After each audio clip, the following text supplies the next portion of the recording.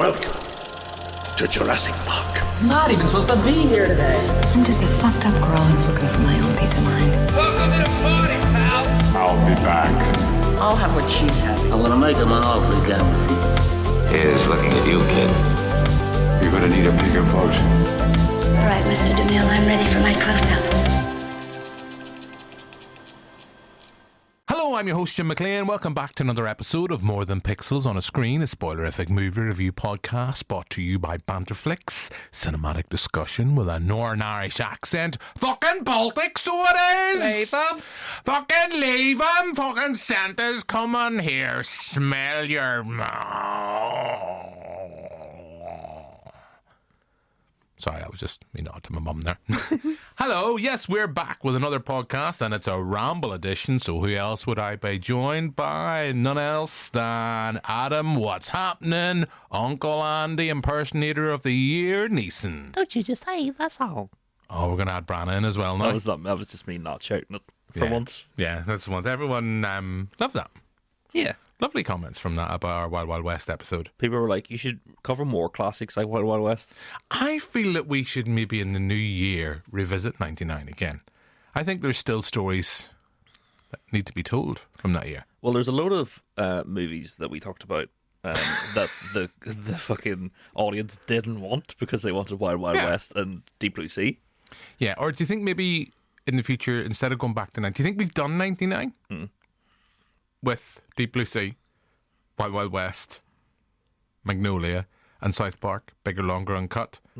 I don't know if there's anything else that needs to be said about that. Yeah, I think that sums up the great year that was 99. What would be another year? 2000. Good thinking.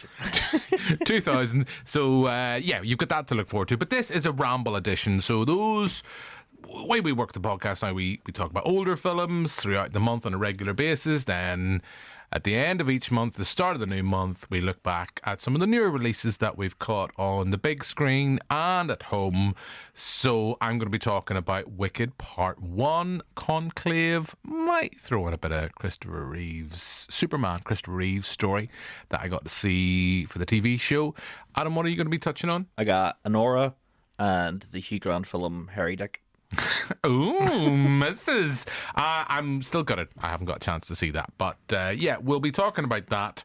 But since it's a ramble, Adam, we've also got a couple of interviews in as well. You've that to look forward to. I'll be speaking with, since it's Christmas and it's nearly Christmas theme, what else says Christmas than the life of Brian? And he's not the Messiah. He's a very naughty boy.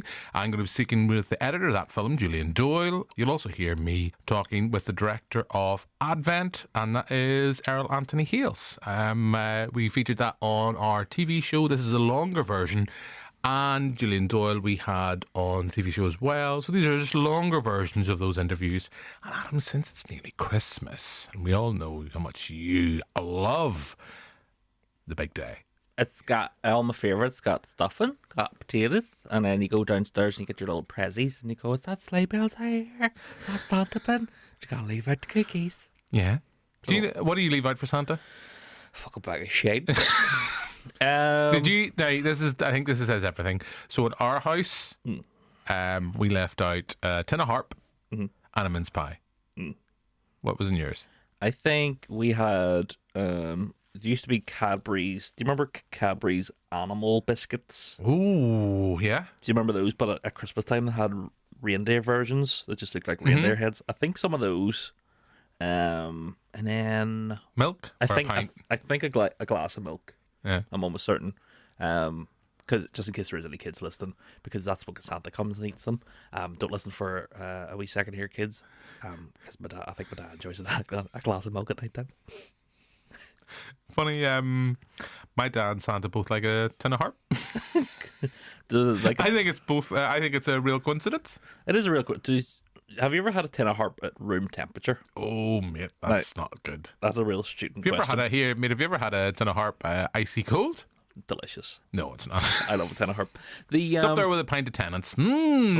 I went to what do you call it? The church buffet, the buffet in Victoria Square. which is called Cosmos. Yes. Named That had closed and then reopened, I think. it didn't reopened, yes. It's all been done up. You a food blogger, Adam, in your other time when you're not talking about movies? Sorry, I'll put my food blogger voice on. There's a little known spot in Northern Ireland called Cosmos. It's at the top of Victoria Square. You can get many foods from the Chinese variety to Indian, even Italian.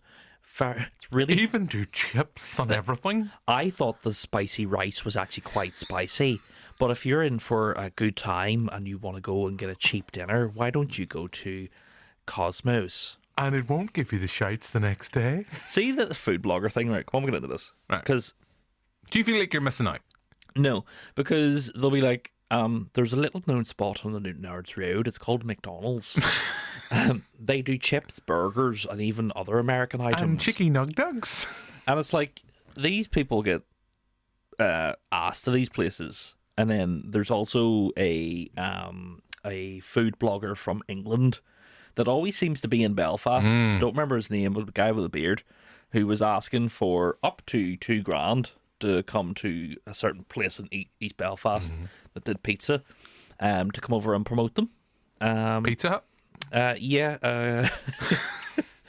They were like, there's a little known place on the Newton Ards Road, and it's sort of like a building or a house, but it's made out of pizza. That's correct, it's Pizza Hut.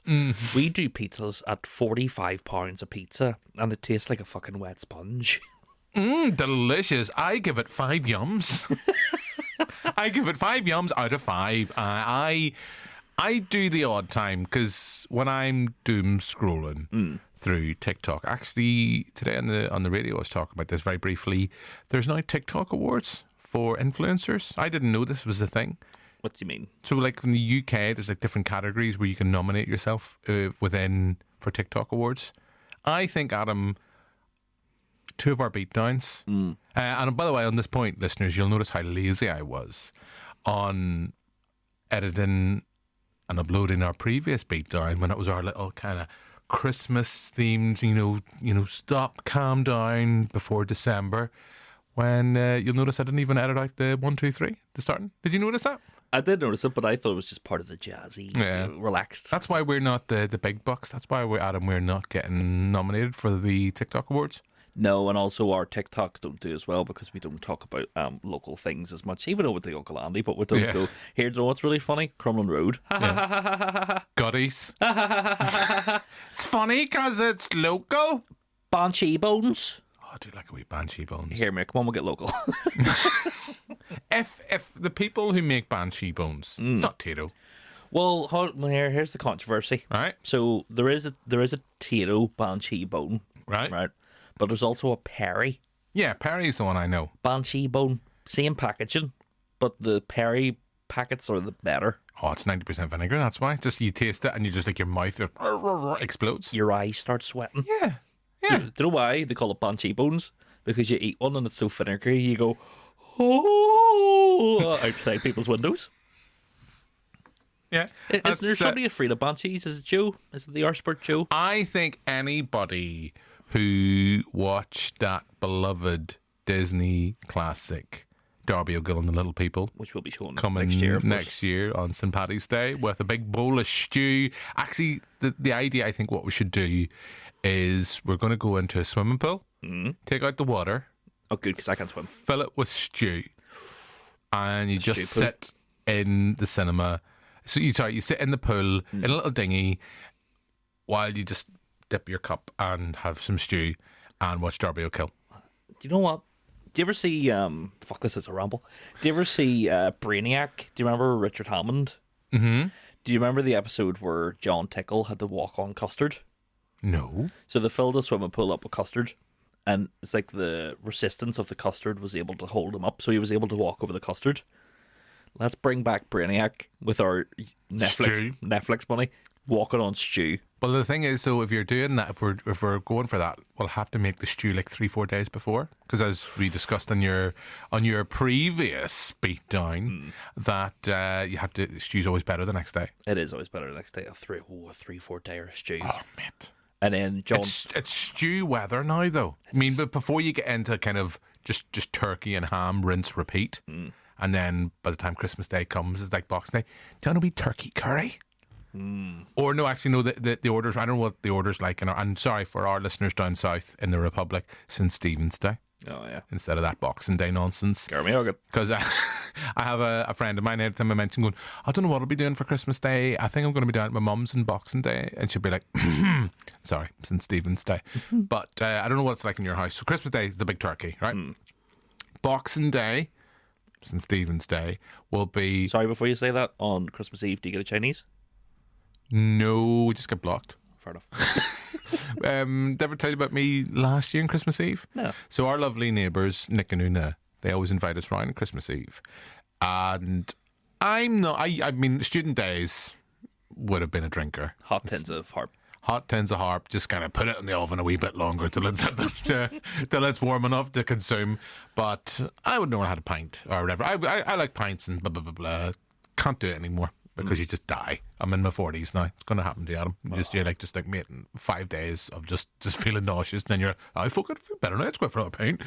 But Christmas Eve, last couple of Christmas Eves, we've went round to our neighbours. Lovely. They go round, and they have 3 young girls, and they are very much like, they won't be listening to what we mentioned. Just a coincidence that fathers and Santa like the same thing. Completely coincidence. They are just in prime, like, Santa. Like, you just walk around and it's like, have these children either excited about Santa or are they on crack? Because you walk in, you're like, how are you? Can't work, just can't sleep. Just can't sleep. Santa's coming here. And the oldest will be like, here, you shouldn't be here in the house because Santa won't come. Now, what age is the oldest?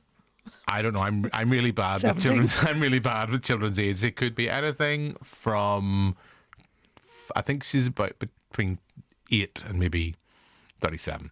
No, I'd say she's about maybe 8 or 9. So she's bordering on the.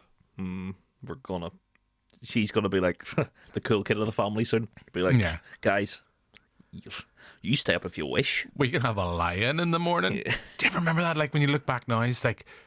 I used to sit, like, my mum and dad, well, my dad sadly passed now, but my mum still talks about one Christmas where I was that excited.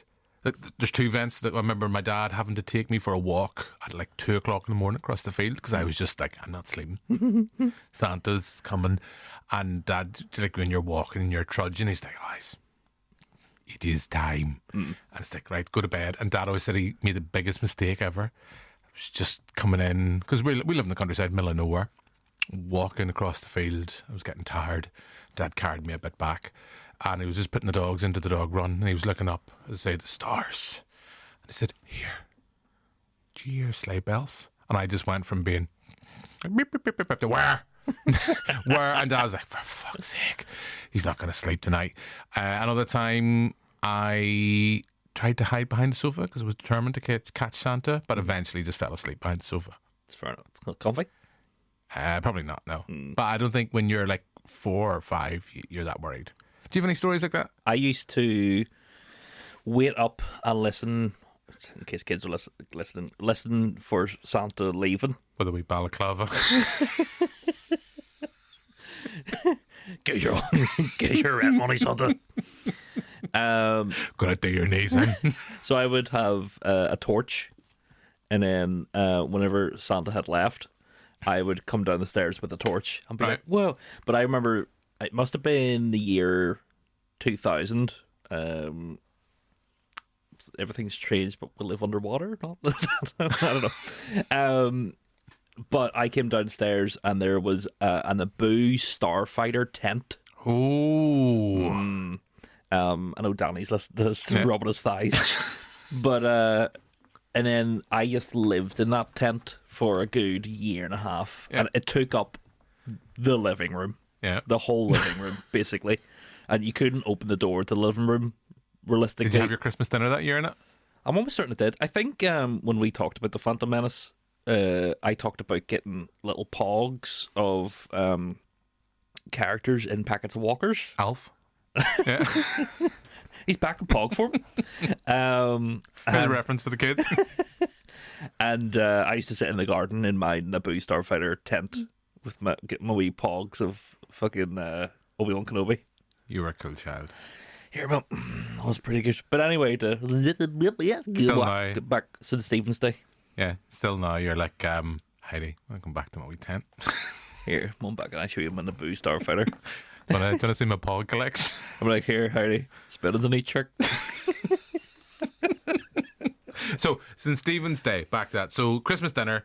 By this point, you're already Christmas dinnered out because your mum, dinner lady, respected dinner ladies, as you said before, had been practicing it for Do you think, coming back to that, right? I was thinking about this because I don't want to make it weird, Adam. I think about you when we're not podcasting. I think about you all the time. And I haven't got to the point where I could just send you a wee text or anything, thinking of you. Well, I text you in the bath, so it's fine. That's true. That's okay. We're beyond that. Was there a point, right, if you can remember, when your mum went through that phase of doing the Christmas dinners, just maybe the 10th of December, she cracked it, perfect Christmas dinner, and then maybe the 11th and 12th thing, not as good. Maybe. I think, because let's go through a Christmas dinner on your plate, right? Spuds, mash, and roasted. Usually just roasted, but because the way we do it now is mum does a wee buffet, so she gets everything up, and there will be mashed potato. This will come back to a point I make, so I'll have mashed potato probably on St. Stephen's Day, Boxing Day, but on the big day it'll probably be about 15 roast buds, just roasters, right? And then go with me here because this is why I don't like Christmas dinners, right? A can of carrots. Right, I do like carrots and Christmas so dinner. do I when they're freshly made. And then you've got, let me see, a wee touch of gravy. Some of your what do you call them? Sausages. Oh yeah. Wee cactus sausages. Pigs and blankets. Piggies and blankies. And then you've got your because my mum and dad are all about convenience, right? See if they were like, do you know they must watch Wallace and Gromit and see whenever he fucking pulls the lever and he falls in the thing and his clothes go on at once. Yeah. My mum and dad must watch that and go, fuck, he's something. And of course there's going to be Wallace and Gromit on Christmas Day this year. Can't wait. Because my mum and dad were like, if you go to the butcher's, right, they do these wee turkey and hams and see in the middle of it stuffing and you get to put it all in the oven in one go. That's all done.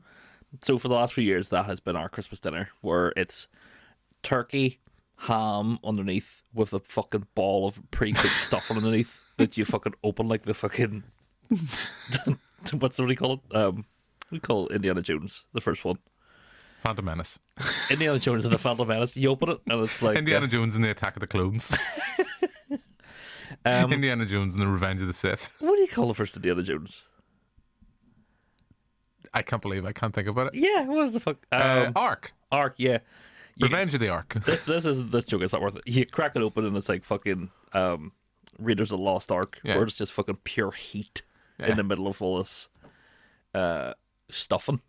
Your mum and dad are like going, we've top men working on this stuffing. Now, what else do you have on your plate? Right, so Christmas dinner in our household will be turkey, ham, given, right, bit of gravy, cranberry sauce, Then we're going to have roasties. See, cranberry sauce I keep for St. Stephen's Boxing Day for my sandwiches. See, this is the thing, right? I'm going to come to this. So then I'm going to have my Brussels sprouts. Okay. We'll have our carrots, parsnips. Oof. Mushy peas. Mushy peas? Mushy peas. And it's just a McLean thing. It's like my granny, God rest her, always wanted mushy peas at Christmas. So like anytime, I remember the first time I met my wife come up to ours for Christmas dinner, it's like, why have a mushy peas at Christmas dinner? It's like, they're not even like mushy peas, it's like bigger Marifat ones. And I don't know why, it's just a tradition in our house. There'll be that, and we'll always have to have for a wee start a wee prawn ring. Oh. Prawn ring, and Mum this year was like, I'm thinking about getting this, and I was like, Mum, fuck up. You'll go to Iceland, that's where you go, and you'll get 2 prawn rings and a wee, spicy dip. That'll do us. $3.99, 2 for a $5. Boom. Now we're a soup. Soup wouldn't be in our house for starter. No, as I say, it's prawn rings, then the main, and then a good old sherry trifle that every year, the last couple of years, I've made, and there's probably been about half the laveries in it. And my mum will go, I can't taste the booze. I can't taste any booze in this. The next month she's like falling off her seat. It's like, there's no booze in this. I'll have to make the trifle next year. You're like, Mum, there's a lot in there. Don't be driving home. Do you know what my family thinks is amazing every year when my mum pulls it out? Her tits? No. See, Adam, son, this is what it's like not to have a bra. My mum will go, I made a wee Mintero cheesecake. And you like go, are we in Rome? But my mum will get on as if it's like, that I've never thought of these Mintero cheesecakes. I'm going to start a wee company. All we're going to do is Mintero cheesecake. Then go bake over. Scylla Bakes. I've never revealed this, but my mum's name is Priscilla, a.k.a. Scylla. There we go. Boom. There's a connection there. Surprise. Yeah. So, yes, since Stephen's Day in our house, it's pretty much the exact same dinner, just whatever was left over. Because my mum, only in the last 2 years, has accepted now. There's only like 4 of us, and maybe sometimes just a couple of friends and family come over. Might be 6 people. But my mum will still go, I'll just get the biggest turkey ever known to man that needs to be cooked for 3 days. Well, if you're cooking a turkey, you might as well get the big one. Oh, fuck Adam, I think you're secretly my mum. So we've now resorted to, we get a crown. We just get a crown because it's easy cut. There's no leftover. Although I do like the brown meat, but do like an old turkey leg. But now we just like, get a crown. Done. So that's in Stephen's Day, Boxing Day. It's the leftovers. The day after that, like the daytime, you know, when you're, as I always refer to it, the twilight zone that week. Oh, like between Christmas and New Year's, when you don't have a fucking clue what day of the week it is. You're like, what's on the TV? Yes, it is Escape to Victory. Yes, it's like, I'm going to watch that. Where's the remote? I can't see it over my belly. And the ton of Quality Street. Quality Street or Roses in your house? Quality Street. Yeah, I'm a Quality Street as well. Roses doesn't do it for me. Quality Street's Christmas. Roses is like, may as well be any time of the year, mate. That's a wee, you've done well. Do you know what I always hate? You go to a household and they're like, take a wee sweet from the box. And you're like, oh, okay. Heroes. Come on, you're not even trying. Stop trying to be trendy. What's the other one? Celebrations? Yeah. That's another hit and miss. Can't remember getting celebrations. A little Galaxy truffle in a celebration. The Maltesters. Oh, fuck aye. They're pretty good. They're crackers. Where do you stand on a bounty? On top of it. Because you don't like them? No, I like coconut. I like a bounty. You like a bounty? I like the dark chocolate bounty. They're decadent. They are quite posh, aren't they? It's like, who needs Ferrero Rocher when you've got a dark chocolate coconut bounty? I forgot the name of the bar there. Anyway, so the day after Boxing Day, St. Stephen's Day, is usually like turkey sandwiches, all that kind of stuff. And then the day after that will be, still fucking turkey left, for fuck's sake. Why are you not eating? Someone's like, Mum, I've ate like 3 turkeys. Why have we still got? And then at that point it's like, just going to curry the rest of this up. Well, curry. See, I've never had a turkey curry. Oh, mate. Good stuff. Good stuff. I think it's a good way to get rid of like the leftovers quickly. I think because we're a big family of sandwiches, that we're all just toast it, boil it, stick it in a pot. And you will just be like, oh, I will eat roast potatoes in my sandwich because fuck it, it's Christmas. Now, I don't want to say that Danny Brown can listen to us while we're editing this podcast, but as we are recording, and you can listen back, listeners, you called his name, he's like Beetlejuice. Yeah. If you summon him if you say his name more than once, he appears. I have no idea, listeners, what this is about. It may be what you've mentioned with Danny for Christmas, but literally just on the WhatsApp banter phone, straight incoming. He's like Commissioner Gordon. Fair hell, it's a big shopping centre in Ballymena, hey. Aye, it's me, Danny, just here to chat at you again. Of course I'm going to message in. You said my name like 3 times. Of course I'm going to message in to you. And Adam, first of all, to answer your question, of course I had the Godzilla hand puppet from KFC. I also remember, do you remember, right? You were saying about the McDonald's Happy Meals converting into like a wee plate. But do you remember when the Flubber movie came out? and the kids' meal was shaped like his flying convertible car, and there was like a wee holder for your drinks, and then the wee bit for like your chips and your bits of chicken and all. Remember that there. But also, just because you mentioned Burger King a lot in your Wild Wild West chat, and do you remember when, I don't know, maybe you didn't make it down to Ballymena at the time, but the Burger King used to be down where H&M is in the Fairhill, and I remember going there all the time, and I remember getting the Wild Wild West toys from that Burger King. I also remember when they did the Pokemon movie tie-in, and you could get the golden Pokemon cards. And yeah, just what a time to be alive. And you had the wee like BK kids. There was like a painted mural on the wall with all the BK kids as well. And man, what a time. Burger King just ain't what it used to be. And yeah, in terms of the Muppets, I mean, Cookie Monster's a Muppet, but he was not in the Muppets. So if I've got to pick one of the characters, one of the Muppets from the Muppet Show, then it's got to be Gonzo, because I mean, what that nose do, you know what I'm saying?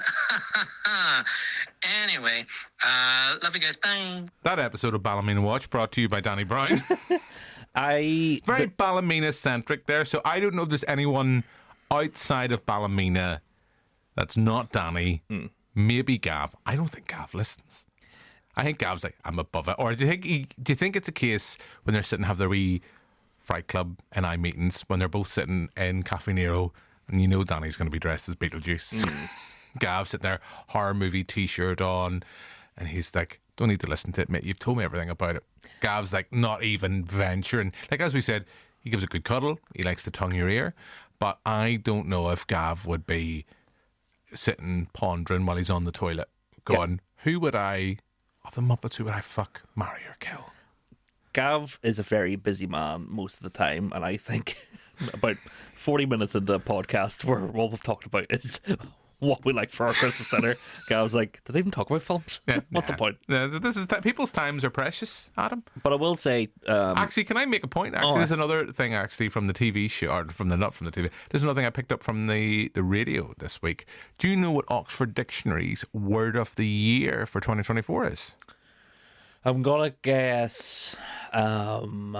I was quite pleased with what I thought it would be. I thought it was quite obvious to what I thought it would be, but it's surprisingly not. I thought it would be brat. No. Or demure. I'm gonna mindful. I'm going to say that it's... hold on, I'm tipping my topical hat. You ready? Middle-aged woman. No. I don't know. Wallace. It's brain rot. Oh. So brain rot, apparently it's people are feeling that their brains just mushing away, wasting their time on unintellectual content as we get to nearly half an hour talking about our Christmas dinners on this movie review pod. Well, it's you know, that's just us. Brain rot, and that's what the people want. Well, we've had Ballymena Watch. We've had a bit of a ramble. Adam, I think it's time for your new exciting feature of Adam's Willy Watch. Welcome to episode 2 of Willy Watch. And speaking of Danny Brown, he sent us his suggestion of Terry Gilliam's The Fisher King. And in that movie stars Bobby De Niro, and Bobby Williams, and Bobby Williams, when he's in the park, can be seen with his willy out. That's episode 2 of Willy Watch. There we go. I think it's the feature with it's prepared to go the extra mile. It's got inches, you might say. It's growing every week. It's growing every week. That's maybe the joke I was looking for. But anyway, so that's Willy Watch. Ballymena Watch has done. We've got a kind of some of the Ramble stuff. Didn't even ask you, but I mean, you've kind of said sandwiches. You've talked about your plate. Anything you want to add to Christmas dinner discussion before we move on? There was a Christmas, I think about 2 years ago, when I had such a terrible Christmas dinner that I ordered a gravy chip from a takeaway. Now, was this your mum's Christmas dinner? Or was this you sitting on your own trying to make it? And this was my mum / my granny's Christmas dinner. Right. Now, you know the thing about this, you know the rule about this now? So when was this, 2 years ago? Aye. You're going to talk about that Christmas dinner to the end of time. I can't even remember the Christmas dinner. I can remember the thing. Do you remember that Christmas dinner? It was so shit I had to get a gravy chip on the way home. Well, I got a gravy chip in the way home, and let me just say, Jim, that the gravy, you could count the granules on each chip. It was a fucking... I've never been so depressed in all my life. But yeah, more takeaways need to be open on Christmas Day. Yeah. I think, is it like China? KFC is the most eaten food? Yeah. I would love a wee boneless banquet on Christmas Day. You heard it here first. So that's the next campaign we're going to start. KFC open for Christmas Day. I'm sorry, lads, that you have to all work at Christmas Day, but I need to fucking... Would you pay a wee bit extra for it? Do you know the way like people are like, no, like for 350 quid you can go out like to the Merchant here in Belfast for your Christmas dinner in a hotel. If they said to you, KFC's going to be open, 20 quid for a boneless banquet. Yeah. You know what? Takeaway food in the last couple of years has really improved because, especially Belfast. Hold on, sorry. There's a nice takeaway spot that's really near me. It's called Kentucky Fried Chicken. No, because my girlfriend's parents were over and they were like, "It's really weird that you can get like a ZZ's delivered to you." They were like mind blown that I could get spaghetti bolognese anytime I wanted. That's another reason why Belfast is the best. Yeah, indeed, you heard it here first. So I think on this movie review podcast, we'll move on from our food discussions, Ballymena watch, Willy watch, and let's get stuck into talking about some movies. And we'll start with something we've both seen, that is Conclave, Edward Berger's follow-up to All Quiet on the Western Front, the Oscar-winning All Quiet on the Western Front, starring Ralph Fiennes, Stanley Tucci, and John Lithgow. Yep. Pretty impressive cast, based on Thomas Harris' novel. The Pope has died, not in real life. This is not hard-hitting news. This is a fictional Pope, has passed away, and now the Vatican finds itself searching for... going through the selection process of a new El Papa. And on that note, before we get stuck into talking about the film, let's play a clip. I thought we had your support. If we liberals are not united, Tedesco will become Pope. You have no idea how bad it became, Thomas. The way he and his circle attacked the Holy Father towards the end. The smears, the leaks to the press, it was savage. He fought him every single day of his pontificate. And now that he's dead, he wants to destroy his life's work. If Tedesco becomes Pope, he will undo 60 years of progress. You talk as if you're the only alternative, but Adeyemi has the wind behind him. Adeyemi? Mm-hmm. Adeyemi, the man who believes that homosexuals should be sent to prison in this world and hell in the next. Adeyemi's not the answer to anything, and you know it. If you want to defeat Tedesco... No, this is a conclave, Aldo. It's not a war. It is a war, and you have to commit to a side. So that's a clip of Conclave. I like this. I didn't love this, Adam. Mm-hmm. I find this, because I know the lovely Alan Meeben was talking about Conclave, and he said probably one of his films of the year, and I can get why. This reminded me a little bit, and I didn't touch on this because we know we talked about it with Brian Mulholland and Joanna Leach on the TV show a couple of weeks ago, and when I was going in, I was going to have in my mind, I was going to think, it reminds me a bit of like The Power of the Dog. Okay. It's a film that I can see why people like it. Mm-hmm. I wouldn't be rushing to rewatch it. And Brian Mulholland will not steal the point. It's like for people who like West Wing and that type of thing, of people talking in halls, sadly there's not of the kind of walk and talk that we get from West Wing. It's literally like there's two people in the corner of a room in the Vatican. Let's do a wonderful shot of them having a vape. Yeah, having a vape, having a wee sneaky McDonald's while they're waiting for the next voting process.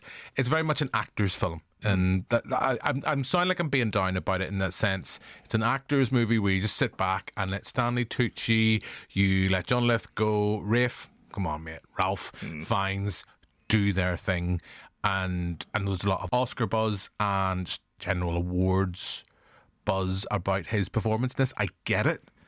I don't think I'd necessarily be busting to go back and rewatch it. Mm-hmm.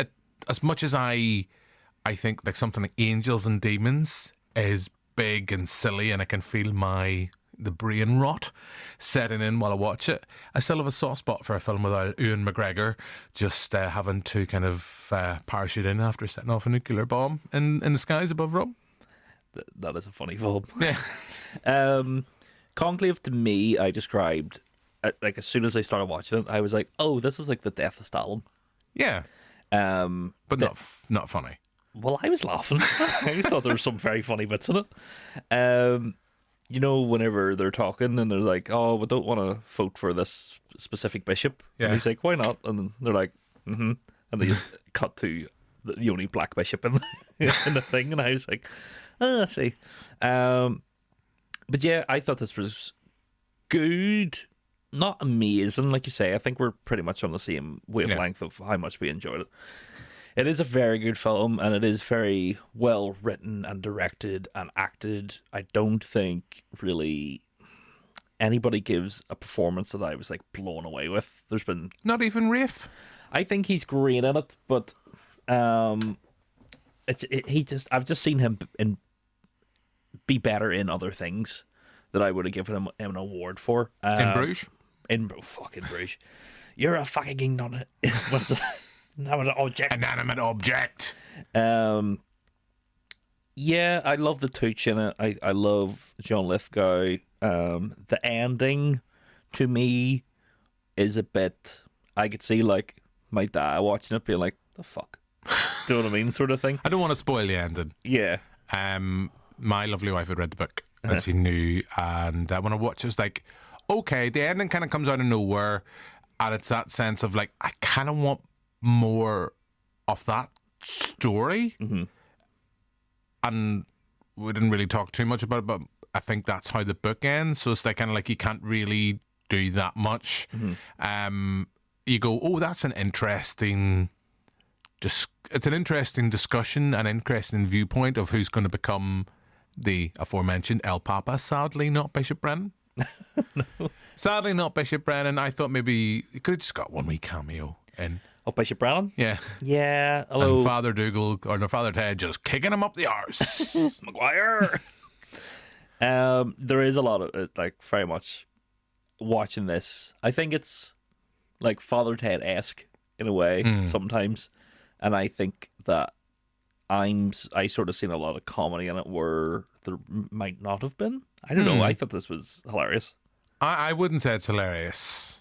I don't know. I think you made a point. I think the fact that the things I love about it is all the sum of its parts, the performances, the screenplay, the way it's shot, I think is fab. The way kind of the lighting, etc. The DOP's fab. Edward Berger, obviously a talented director. Anyone who's seen All Quiet on the Western Front, I'm not familiar with others of his films. I always intended to go back and seek out, but just, life just gets in the way. All the things I can sit back, and a bit like I made that point with Power of the Dog, the Benedict Cumberbatch film. Did that win that year, or was that one of those films that was just nominated? No, because didn't Jane get up and accept the award? Yes. I think I possibly, message in listeners, I could be wrong, I think it was one of the cases where either won Best Director or Best Film. I don't think it won both. I remember her giving the speech, but yeah. I can't remember if it won. I think it's a film like that where I think it'll get a lot of awards nominations, possibly picking up some more. I could see it maybe definitely Best Adapted Screenplay. From what I've seen so far, or I can think of when this is the point we're recording this in December, it's going to be February, March time, I think, before the Oscars come round. I think it's early January, I think the nominations come out, even later than that, possibly. Hosted by Conan. Yeah, well, that's one thing we didn't even mention. I'm so pumped about that. It's going to be great. I can't wait to see. I just want them to bring the dog sketch out again. Oh, this will be so good. And obviously Paul Rudd showing Mac and Me at the Oscars. Yeah. Well, what do you want? I just think, because I thought, I was like, that's a joke. They're not going to get Conan O'Brien. Because it was kind of like you would think, he's still big, and I know he's got the podcast now, etc. He needs a friend. He does need a friend. But I was like, I thought maybe his time, maybe 10 years ago. Mm-hmm. But I just think, great choice. Yeah. Out of all the people that, because who was it? Kimmel last year? Yeah. And it's sort of like... I like Jimmy Kimmel. I like Jimmy Kimmel too, but it's sort of I like... just like his constant jokes about Matt Damon and Donald Trump. Yeah. It seems that, like, he is the safe option, whereas Conan is a bit of the unsafe option. And you're like, fuck it. But he's a safe unsafe, because you know he's going to be... You know he's going to do a good job. And he is a big lover of old Hollywood. Yeah. So if you're going to have someone to do a musical dance number, may as well be the guy that wrote Monorail. Yeah, I'm looking forward to that. So yes, so I've had mentioned that, but yeah, I think to go back to point, I think that Conclave will be the film that will get a lot of nominations, some big awards, but I think there will be other films that people will go liked it, but really it's one of those films like it's. I think something else will maybe take Best Picture, but it'll be on the list for Best Picture. Does that make sense? I'll put money on someone is going to get an award from this, and it's not who you think, and it's going to be a legacy award, and it'll be Isabella Rossellini. Sorry, how remiss of us two silly boys, because she is fab in this, and she has very little screen time, but she makes a lot of screen time. She goes, it reminds me a bit of like when Dame Judi Dench won for Shakespeare in Love. Yeah. With, 8 minutes, I think, of screen time? Isabella Rossellini, she's in it more than 8 minutes. Yeah. But yeah, very good choice. I think she's fantastic. Because But then, Adam, that would be supporting actor. Well, that's what I'm saying. Supporting actress. In that category, I would like... Because that'll be the weird one where, like, say, for instance, if... I would imagine, say, Margaret Qualley would be in supporting actress. Demi Moore, Nicole, would be best actress. Let's put this out now, right? Do you truly think The Substance is going to get nominated for any sort of Oscar? Do you actually? I think Demi Moore will be nominated for best actress. I think with the Oscars adversity to horror, they're going to be like, nope. I'm not necessarily saying she'll win, but I think she'll be nominated. I would love her to. I think it's probably one of the better performances of the year. Both Margaret Qualley... Actually, is great at it, to be fair. I really want to watch The Substance again. It's a good... I've watched it twice. Good movie. Since it's been on Mubi. It's up there with my... It's it with Small Little Things. Or All the Small Things, as I like to call it. I think I would love to see Cillian Murphy picking home an Academy Award 2 years in a row. I think this is a better performance than Oppenheimer. I mean, I loved him in Oppenheimer, but it's the well, Jim Ramble, self-Ramble point. He does that effortlessly with his face and the way he's just able to convey the weight of the world. And he does that with Oppenheimer, but that's just blown to massive proportions using the IMAX camera and the way with the extra pixels and the way the wide lens. Here, different way that it's shot. There's just a sequence, and do you know way sometimes? That's why I always say my favourite films of the year are the ones that stay with me, that I find myself thinking about. And there's just a sequence. If you've seen Small Little Things, or All the Small Things, if you've seen that movie, there's a sequence where he's just in a bar and people's just walking around him, and it's just him standing, no nothing, not saying anything, and it's just like the weight of the world is on that man's shoulders, and you just go, yeah. I would quite happily go, there, mate, there's the Academy again. But I mean, Cillian, if you're listening, I've had the pleasure, I've had the pleasure of interviewing him twice. Both times I find myself getting lost, going, those eyes are beautiful. Gorgeous. What was your thing, Cillian? Take me to bed and lose me forever? Sorry, no. What was your thing about Dunkirk? Amazing actor. But yeah, we kind of got distracted there. Conclave, I think, will feature prominently in awards season. I don't necessarily think it's going to be The Bridesmaid. I think this year I don't think it'll be The Bride. Yeah, especially with it being the director's follow-up. Yeah. It sort of feels like it's destined to at least get nominated. But it is a movie. Yeah, it's an amazing film. I sound like I'm being down on it, and I probably am, in the sense that I really liked it, and it's a really silly thing to say, but we are silly boys, and I'm a silly boy. The parts of it individually, amazing. I just think all put together, I think there's other films I like more than that this year. Yeah, I think that's like, if we're not talking about in the large... I can't fucking talk today. In the large scheme of things, the it's been a fantastic year for films, and Conclave is really good. But I think in my end of the year, I don't think it'll be in my top 10. I do not think. It might be in my top 10. Not going to be in my top 5. No. But it is really It's good. no Madam Web.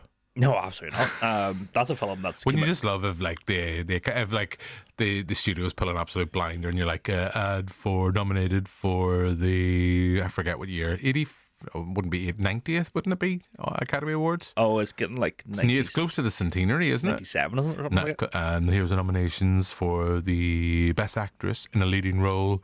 It's Demi Moore, The Substance, and you hear Jim just going, yo! Dakota Johnson for Madam Web, and you'll hear collectively people go, what the fuck? Do they play the wee Oscar clip? Yeah. It's just her going, my mum was investigating spiders when she was in the Amazon. Yeah, that's what I want. Anyway, Conan, make it happen. Make it happen. So Conclave, I think we both liked it. Yeah, it's really good. And I think it's one of those steady sort of dramas that will stick about in the cinemas for a wee while. I don't think it'll go off, because it is one of those, like, not crowd pleasers, but I think it's thought provoking enough, especially to the older demographic that maybe alternative programming. Yeah, it's not because Craven's out next week. Yeah, what are you going to see, Craven or fucking Conclave? Craven, man. Because it's weird, because we're talking about this in a TV show this week, particularly as we go to record. Like you've mentioned, Craven's out in a couple of weeks, and there's a few other films coming out closer to Christmas. But this week particularly, it's like you look at the cinema listings, it's predominantly all the Christmas classics. Yeah. This is just, I suppose that's a hangover from the writer's strike. Yeah. Or the actor's strike, sorry. We should say. So, or both, I think they both went on strike. So yeah. Conclave, good film. Maybe not the film for two silly boys. But I think we can sit back, as silly as we are sometimes, we are people that love cinema, and it is, you're watching particularly in Ralph Fiennes, and I think Stanley Tucci as well, a masterclass in acting. I think it's a nice wee RTV2 boxing night, St. Stephen's night. Yeah. Classic. Yeah. Ready to be, people going, oh, all these, because people in Ireland. I hear I've got perfect double bill for you. Father Ted Christmas special, Conclave. I was going to say, people in Ireland. And Angels and Demons. Love priests. Yes. And then, of course, Nuns on the Run. Oh, mate. Robbie Coltrane. Oh, at his finest. At his finest. Forget about Harry Potter. Just like that. And on that note, actually, I guess we should mention, so we've got a couple of interviews, as I said. So earlier in the year, I got a chance to speak with Julian Doyle, who has worked with Monty Python on several projects. Most notably, The Life of Brian. He now has a book out about that film, his experiences in that, and kind of looking back at kind of religion and views about why that film was seen so controversial by the church. So I thought we played a short version of this on the TV show a couple of weeks ago. Here's a longer version of that interview with myself and Julian Doyle. You will find yourself in gladiator school very quickly with rotten behaviour like that. Can I go now, sir? Wait, your bigger stickers? Here's of this. Wait! Take him away! Oh, sir, No, I want him fighting rabid wild animals within a week. Yes, sir. So that's a clip of Monty Python's The Life of Brian, and I'm delighted to say now he's not the Messiah. I'm not sure if he's a naughty boy, but he is filmmaker Julian Doyle. Julian, it is an absolute pleasure to have you on the show. We celebrate the 45th anniversary of the Python classic, and I guess once those anniversaries start to get into the bigger numbers, it just makes you feel old. But I will ask you, what are your memories of this project? Well, it started way back with Holy Grail when they came and suggested that we should run it, because I'd done a couple of commercials with them. And then they managed to raise 165,000, which isn't a great deal, but it was from Pink Floyd, Led Zeppelin and Island Records. And we got through it somehow. I shot a lot of it over Epping Forest and in my back garden and over Hampstead Heath, because we came back from Scotland with half the film not shot. Anyway, it went on to make a lot of money, so we got a bit of money for Life of Brian, so they came to me, Terry Jones came to me and said, "Oh, you must do the same." And I said, "I can't do that again," because I was doing a bit of everything. I think there's everything in Holy Grail. I even appear in it as the end policeman who puts his hand over the lens. So, and actually all the crew are in the film because we didn't have money for extras. But I said, "I can't do that again." He said, "Well, what do you want to do?" I said, "Well, I'll edit it." So anyway, I ended up editing, which is a lovely job. I enjoyed it greatly. And you get to, somehow I had an idea of how to edit comedy, because it's not so easy as one thinks. But turned out I had a knack for it. I think my father was a bit of a comedian, so I think I picked up something from him, because I can't tell a joke at all. But somehow I managed to cut comedy. But anyway, so we set off.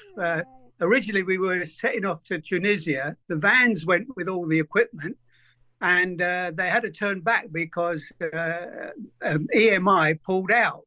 They were going to finance it, and Bernard Delfont read the script, and he was the head of EMI at that time. And John Cleese says that he said, "If I make this film, they'll crucify me." So it was cancelled, and it all had to stop.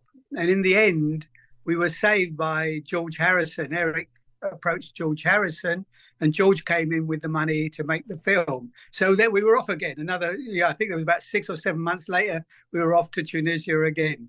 And it was a nice shoot, a lovely shoot out there. So I remember it well. But what struck me was there were things that they were doing that were so dangerous, in undermining the story of Jesus. When it was released, they were all complaining about the wrong things. They missed how dangerous certain parts of the film were. So they were complaining about the end song of them singing "Always Look on the Bright Side of Life" while they're nailed to crosses. And they thought this was bad. They said it was, and you shouldn't be making comedy of somebody's agony. Of course you do make. So if you look at Aeroplane, there's a scene where a guy is stabbed in the back on the dance floor, and he's saying to the girl, "There's a knife in my back." And the girl thinks they're moves for the dance, and she's copying his move. No. And so he's in total agony with a knife in his back, and it's a hilarious scene. So you can make fun of agony, if you play it, but it was it was that particular thing. But what they missed was all the other stuff that was in there. Some really strange stuff, which sent me off on a research that's between films. I've been looking at this stuff for 40 years I've been looking at it. For a start, Terry Gilliam decided to put skeletons on the crosses. And I said to him, "Why have you put skeletons? Do you do realise what you're doing?" He said, "Well, it's just my morbid sense to put skeletons on the crosses." I said, "Yes, but in the Bible, Jesus is found guilty. He carries his cross up to Golgotha. He then we found that you had to bury it about 4 foot in the ground. Then he's raised up. Then he drops dead in 3 hours. And then Joseph of Arimathea goes and asks Pilate for the body. And he said, "Okay, you can take it down." That's ridiculous. Terry Gilliam got it right. You don't put people up for 4 hours and then take them down. And the idea in the Bible is that, every Sabbath, the Roman army take down Jewish criminals from their crosses. Of course not. It's ridiculous. And Terry Gilliam had done what is obvious, but nobody had seen it. That you don't take down people. The whole idea, if you're going to crucify somebody, is to put them up there as a banner to show. But even worse was the stoning. The stoning is totally undermines the Bible, because in the stoning scene, there's a guy who has said, "This bit of halibut is good enough for Jehovah." And he said Jehovah, so he has to be stoned because that's blasphemous. Okay, so they shoot a stoning scene. Not one person complained. But the Sanhedrin find Jesus guilty of blasphemy, so they stone him. No, they don't stone him. But in Jewish documents of the Talmud, they do say he does stone him. he's stoned to death, and then your body is hung on a tree, which is part of the process. You're stoned, and then your body is hung on a tree. So the Christians are saying something different. In the Bible, it says he's not stoned for some reason. They take him to Pilate, a reluctant Pilate, who then says, "Why don't you take him and judge him by your own rules?" Yeah, Pilate is quite right. What has he got to do with the blasphemy laws?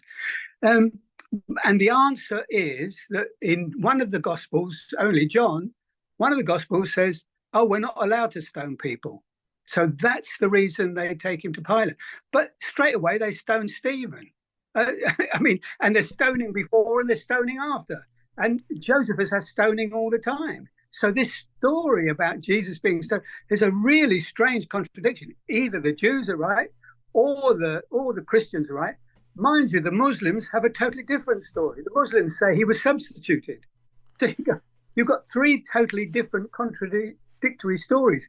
Strangely, all three are true in a funny way, but nobody's researched it enough to sort of, or even bothered to say, well, how can this be right? So anyway, these are the sorts of things that I discovered. There are other things that are funny. We had a group when Graham does his naked scene up in the window. We had a whole crowd who shout, "The Messiah, Messiah!" And the mother comes out and says, "He's not the Messiah. He's a very naughty boy." But the crowd speak in unison. "Who are you?" "I'm his mother." And then they say, "Behold his mother, behold his mother." And the whole crowd speak in unison. The strangest thing, and it's very funny, but it's in the Bible. It's in the Bible. When Pilate says to the crowd, "What do you want me to do with this man?" They all shout in unison, "Crucify him, crucify him." Well, why choose crucify him? Why not behead him? That's the normal method of capital punishment. Why do they shout all crucify? And then he says, "Okay, it's on your head." And he said, "Let it," and the Jews all shout in unison, "Let it be on our head. Let his blood be on our head." And from that statement, however ridiculous and stupid it is, the whole crowd, like our crowd, shout, "Crucify him," and then shout in unison. Many, many Jews have been killed for that statement. We're talking millions of Jews killed for that statement through the history of the world, And you say, well, what is going on? Nobody laughs when it's said, So it goes on. Every scene has something that totally undermines the story. And bit by bit, I started to piece together what was going on, Without a doubt, because for me, watching the life of Brian, anytime I watch it, it's kind of, you look at it's how a film that how various people can misconstrue and faith in that day, and how there's that famous scene in Life of Brian where they mishear this and hear that. I do want to come back to something that you mentioned earlier on, and particularly just with us as a film review website, that since you talk about editing comedy, for you, you talked about that being a really difficult thing, and I've never heard it from the comedic point of view come before. We often talk about horror being very hard to edit. Can I ask you just to go back and pull on that thread a little bit? It's complicated, but let me try and explain. The comedians tell you that the only way of filming comedy is in a two-shot between the two people reacting. What they actually mean is that nobody can mess up the timing because it's a two-shot. The problem is, let me give you an example. The problem is there is a wonderful, when we were running the rushes, the funniest scene in the film at rushes was the two-shot of Eric and Graham doing the haggling. So the haggling scene, I must have this beard, how much is it? 20 of you goes, "Oh, well, okay, here's 20. No, you've got to haggle. So there's this haggling scene. Both after watching the two-shot, both Eric and Graham came up to me and said, "Don't cut it. It's brilliant as it is." And they kept saying, it's like the scene in Holy Grail where the father is saying, guard the prince and don't let him move. And Graham and Eric are going, "What? Guard the prince? What, we're supposed to guard him? And there's a 2-minute, 3-minute conversation, which is very funny between them. Now, what happened? I ordered another copy of the 2-shot from Technicolor, and I cut it and made it into single, a lot of it into single shots, not the 2-shot. When we got back to London, we ran the film. I'd left the 2-shot through that scene, not showed my cut. At the end of the viewing, they said, it's working great, except the haggling doesn't work. How can the haggling not work in the film when it was the funniest scene in Rushes? The answer was that it is in the middle of a chase, and Brian is being chased. The speed of the 2-shot is too slow, and I am told I can't change it. So they said, "Oh, John, you go to the cutting rooms and see if we can fix it." I pulled out my other cut, put it in, and he said, "Oh, that works." And what I had to do was to change the speed as it went through to keep the momentum, right, but not lose the comedy. What it appeared to be doing is it seemed to slow the whole film down, the 2-shot. Okay, that's a simple example. Another example is they all have, when you cut from the 2-shot to singles, time changes. It's not the same. I know some editors try to mark the 2-shot and put the singles in, the close-ups, in the position of the thing. But time changes as you change angles. So you have to devise the timing yourself as the editor. You can't use the timing of the 2-shot. You have to take into account the change. Now, you can also play with it. So John Cleese, typical performance, will say, somebody will say to him, "Your mother's coming." What? He has a delay all the time. "Your mother's coming." What? I play with it and I might extend it.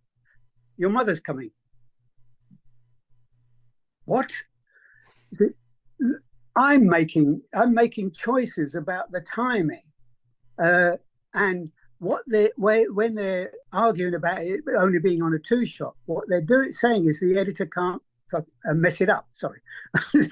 We've all said bad words. Don't worry, you'll not get scolded here. I said I wasn't sure if you're a naughty boy. Maybe now we might have to come back to that.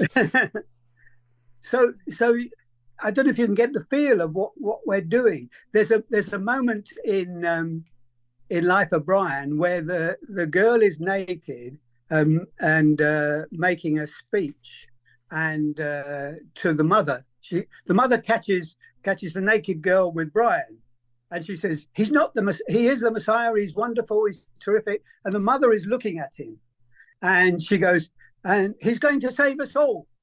And there's a long pause. "Who's that?" says the mother. That pause is mine. That wasn't in the original. He actually said, "Who's that?" straight after she finished. But I wanted to extend it to make it, because I thought it was funny, and it is. It's very funny when the delay is put in there. Other times, I'm speeding up the scene or the timing. So that's what I say is, it doesn't mean it's not about editing. It's about you have to have a sense of comedy timing to do it. You can be the greatest editor in the world, but if you haven't got comedy timing, you can't change or adapt the scene in that way. I never tell the Pythons that I've changed their timing. It's not. In fact, Terry tried to do the same thing on Meaning of Life as Mr. Creosote. He tried to put that delay in on one of John's responses to Mr. Creosote. And it didn't quite work, but he was trying to reproduce what he thinks he did in Life of Brian, but he didn't do it. I did it. I have to ask, Julian, you've talked about injecting your own sense of comedic timing into the Life of Brian and other features you've worked on with the Pythons, but I have to, and I know you've kind of touched on that. What was that process like of working with funny people and working on these projects, because, I mean, I'm someone who grew up, I was introduced to pythons from my late father, and that's kind of where I still would say I get a lot of my sense of humour from the Python TV show, the movies, etc. That's me looking in. But to be involved in that process and working with them creatively, what's that like? Well, you've got to remember they're all individuals. We're all individuals. I'm not. So they actually are very different to work with. And some of them are in the cutting room, or not in the cutting room, but are there all the time. Others go off and then come back. They can't be bothered with that sort of thing. So people like Eric Idle is dangerous in the cutting room because he is so quick-witted. I can't tell you how fast his brain seems to work and how he can answer something with a gag straight away. I mean, he's quite amazing.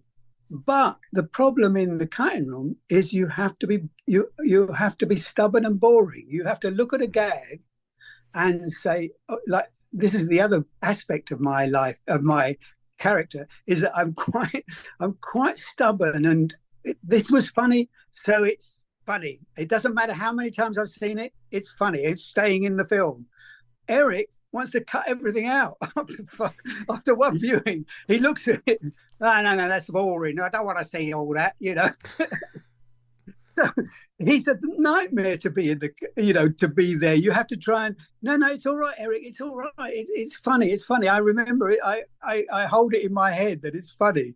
And the thing is that I do laugh all the time at the same joke when I'm cutting. So I'm enjoying it. The biggest dickers every time I say something. I do always laugh at it. I don't know what it is, but it's either I'm very dull or boring somewhere along the line, or I maintain this belief in the thing. So Eric is a problem. John is pretty good, but he only pops in once in a while or comes to a viewing when it's all done, And I mainly when I was working with, it was Terry and the two Terrys and Mike. And Mike is a mediator between the two. As a Mr. Wonderful, Mike is such a nice guy, and he's able to mediate between the two Terrys who want slightly different things at different times, But yeah, they are different. They are funny. And when you get the group together and you hear the banter that's going on just while they're sitting on the side of the set, they are hysterical. I mean, they are, because it's educated stuff as well. They're not just comedians. They're well-educated people, which is why they've drawn such odd conclusions in the film about things, Anyway, I hope that gives you some idea of editing comedy. Without a doubt, and I know I'm going to have to let you go because I'm sure there's other people you want to speak to, but just before you do, it would be remiss of me you've worked on what you've mentioned, Terry Jones, working on some of the likes of, away from the Pythons, but the likes of Brazil and the Time Bandits, which is just a movie I adore. I know there's been the recent remake of the new series, Taika Waititi. I will not ask your opinions on that, but just before I let you go, your memories, just, I guess this is just me indulging, speaking to someone who's worked on that project, your memories of, I guess, particularly the Time Bandits.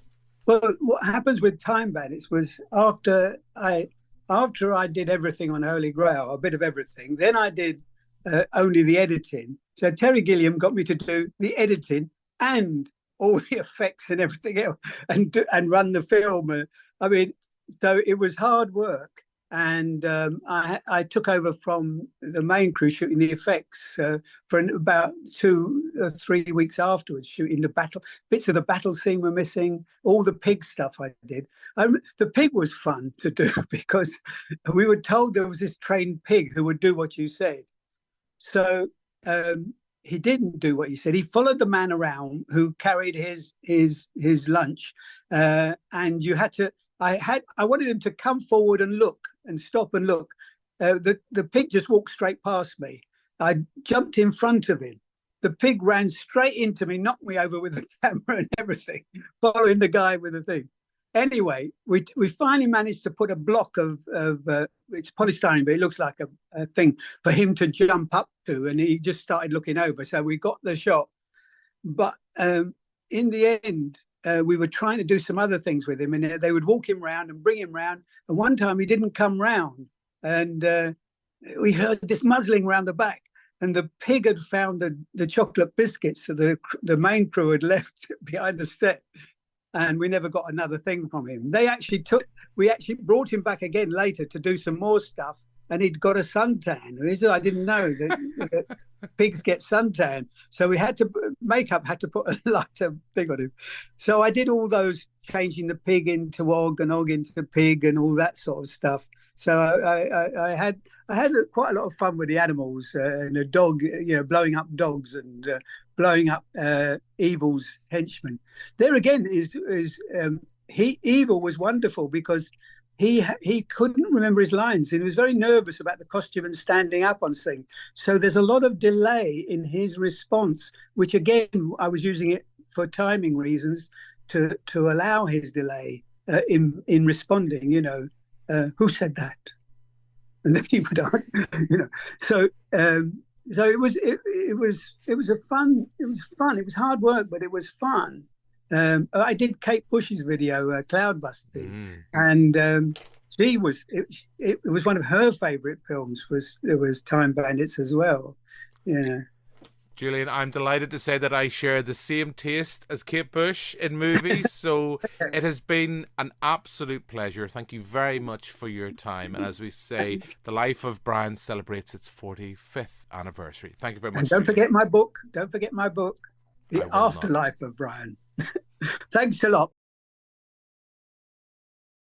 So that's my interview with Julian Doyle. As I say, his book is out now. We mentioned very briefly at the end of the interview. Adam, what else? So that was our first film with Conclave. We've had a bit of Life of Brian, which is celebrating, I think it's 45th anniversary this year. Scary.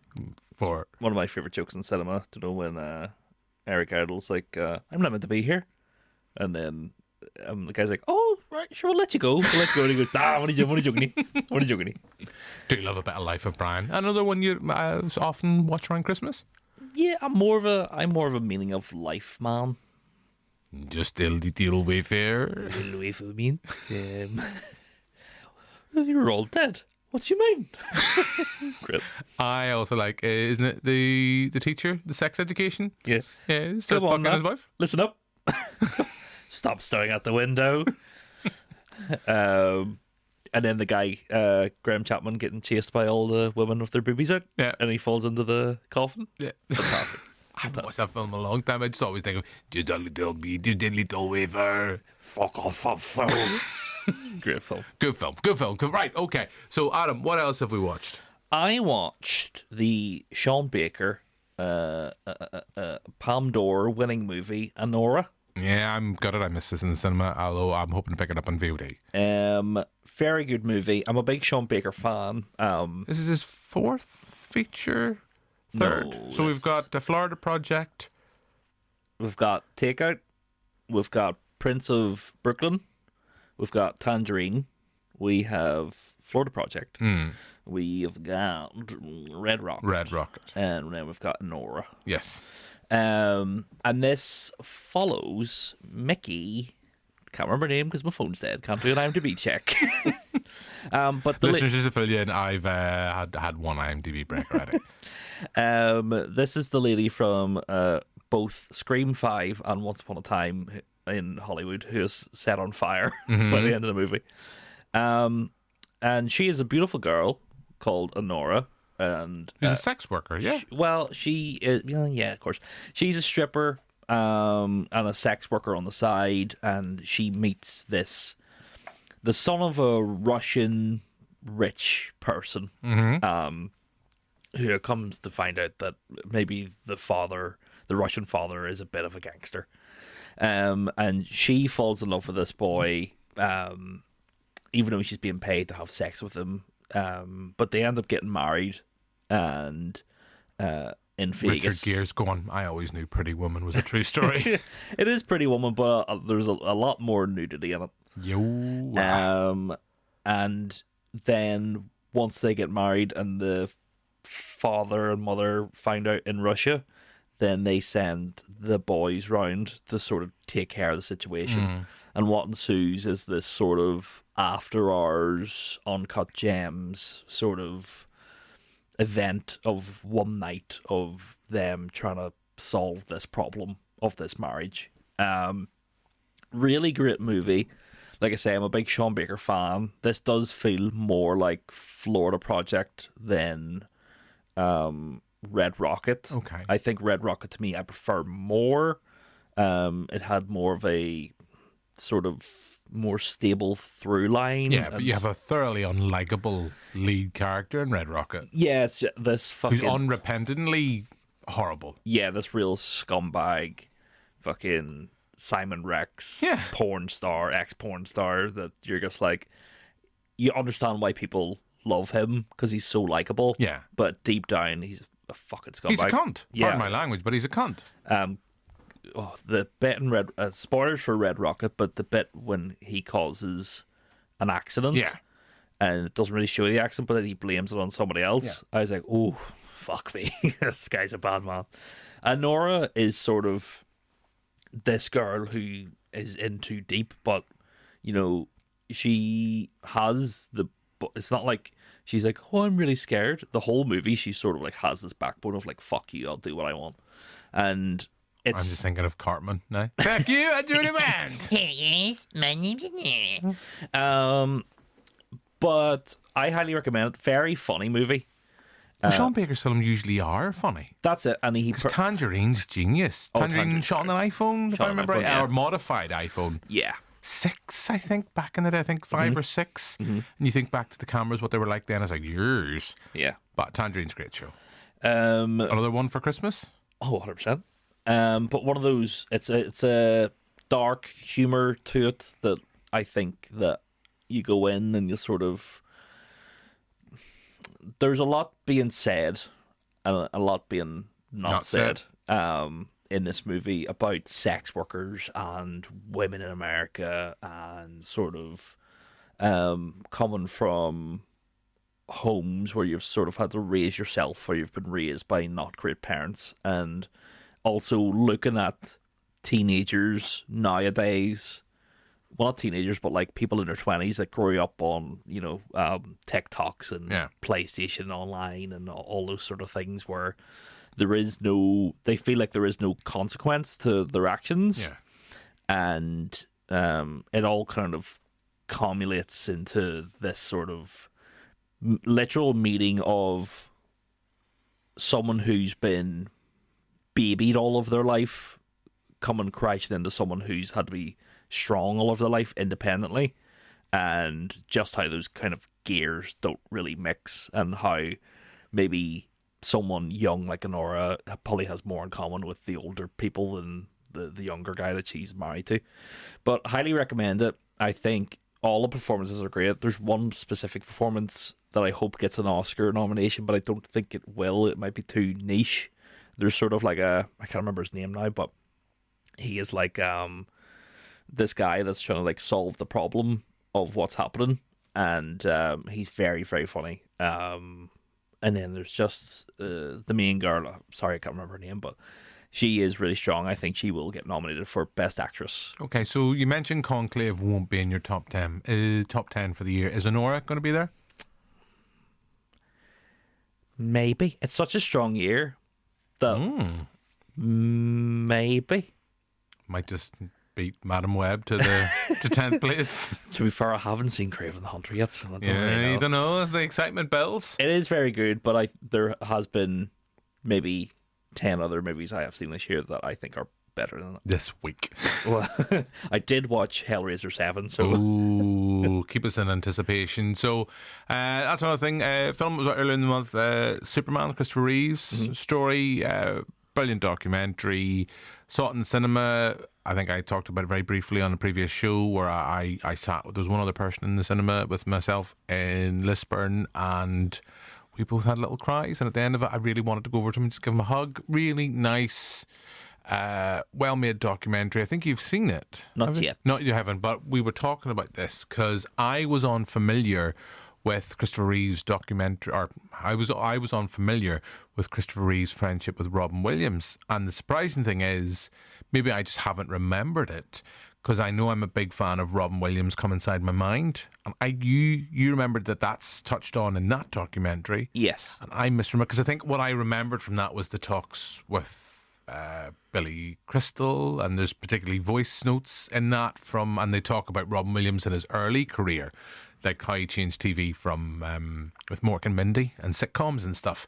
I just maybe haven't remembered that aspect, but really well-made documentary, talks a little bit about the man, particularly has interesting things to say about hospitals, medicine and treatment for patients, spinal patients, I guess, in America, which was a point I raised about my film of the year from the previous year, the Still Michael J. Fox documentary on Apple Plus, where they never addressed that issue, where it's basically he is getting access to top medical people, but they never talk about the expense of it. Here they kind of openly talk about, we had to remortgage, sell our home because this is how much it cost for us. And this guy was Superman. Mm-hmm. This guy was Superman. I'd kind of touched on his career as well in that sense that, serious actor from the stage, had a complex relationship with his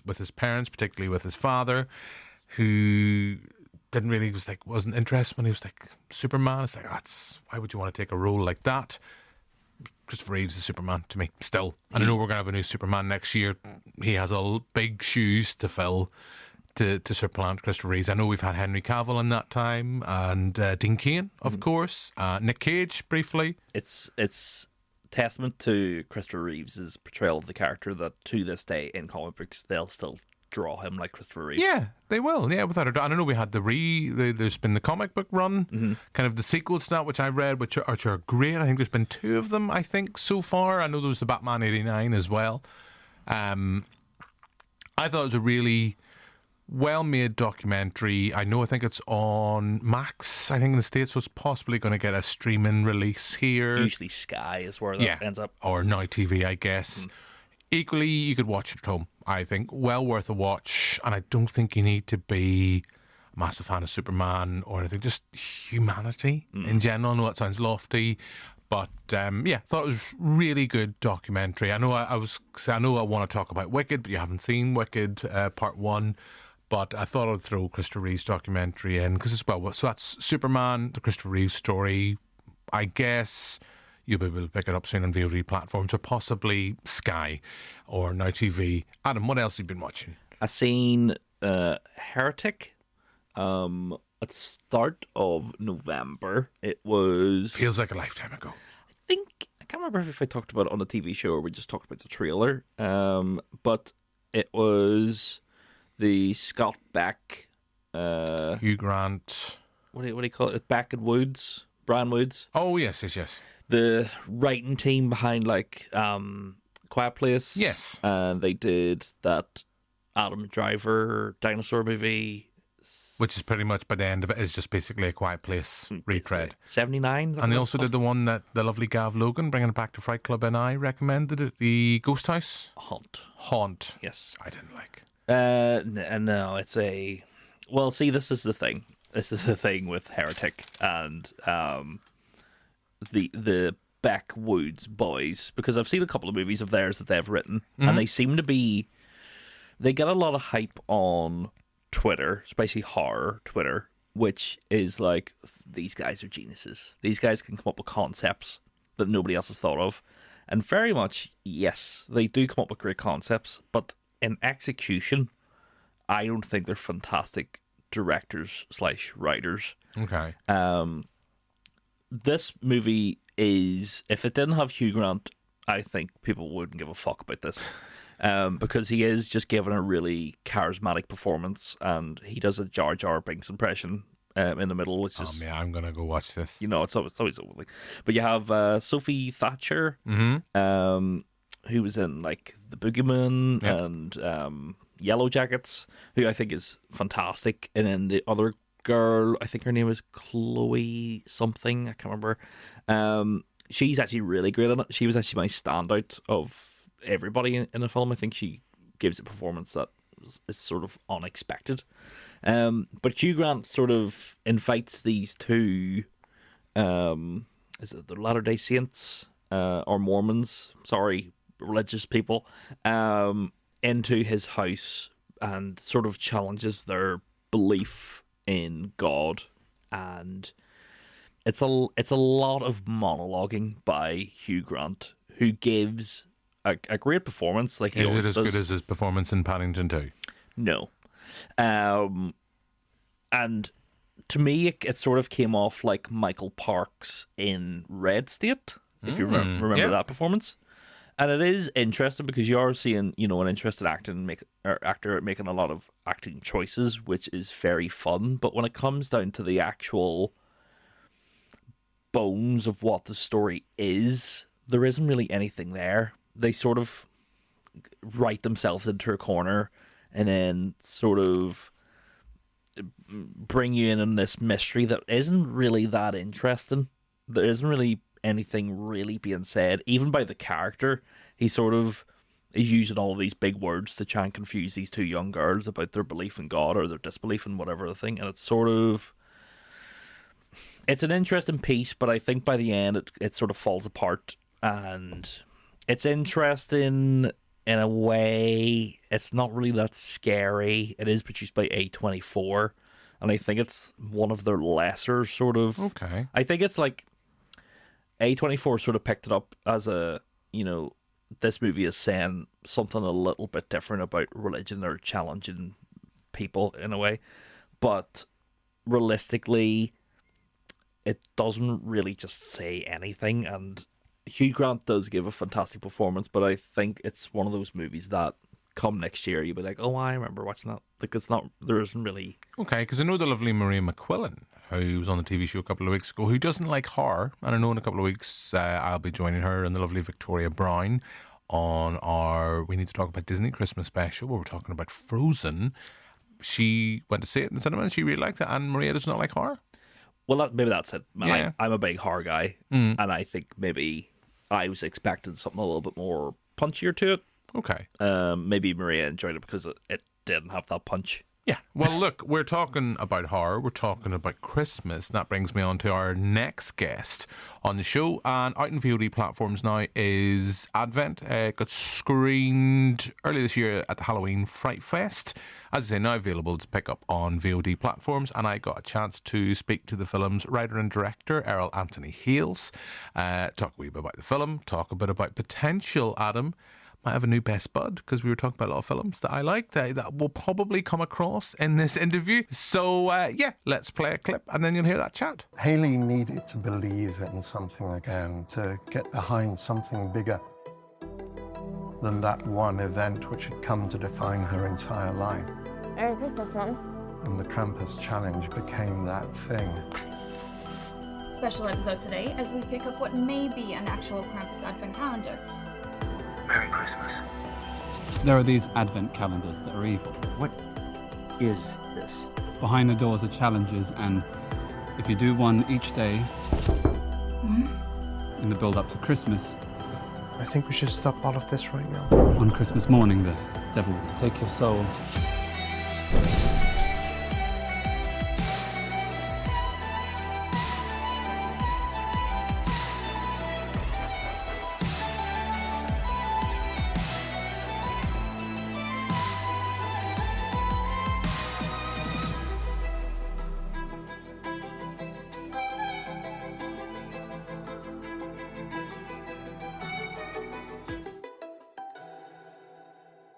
So that's a clip of the trailer for Advent, and I'm joined now by the film's writer, director and producer, Airell Anthony Hayles. Airell, hello, how are you? Pleasure to have you on our podcast and the television show.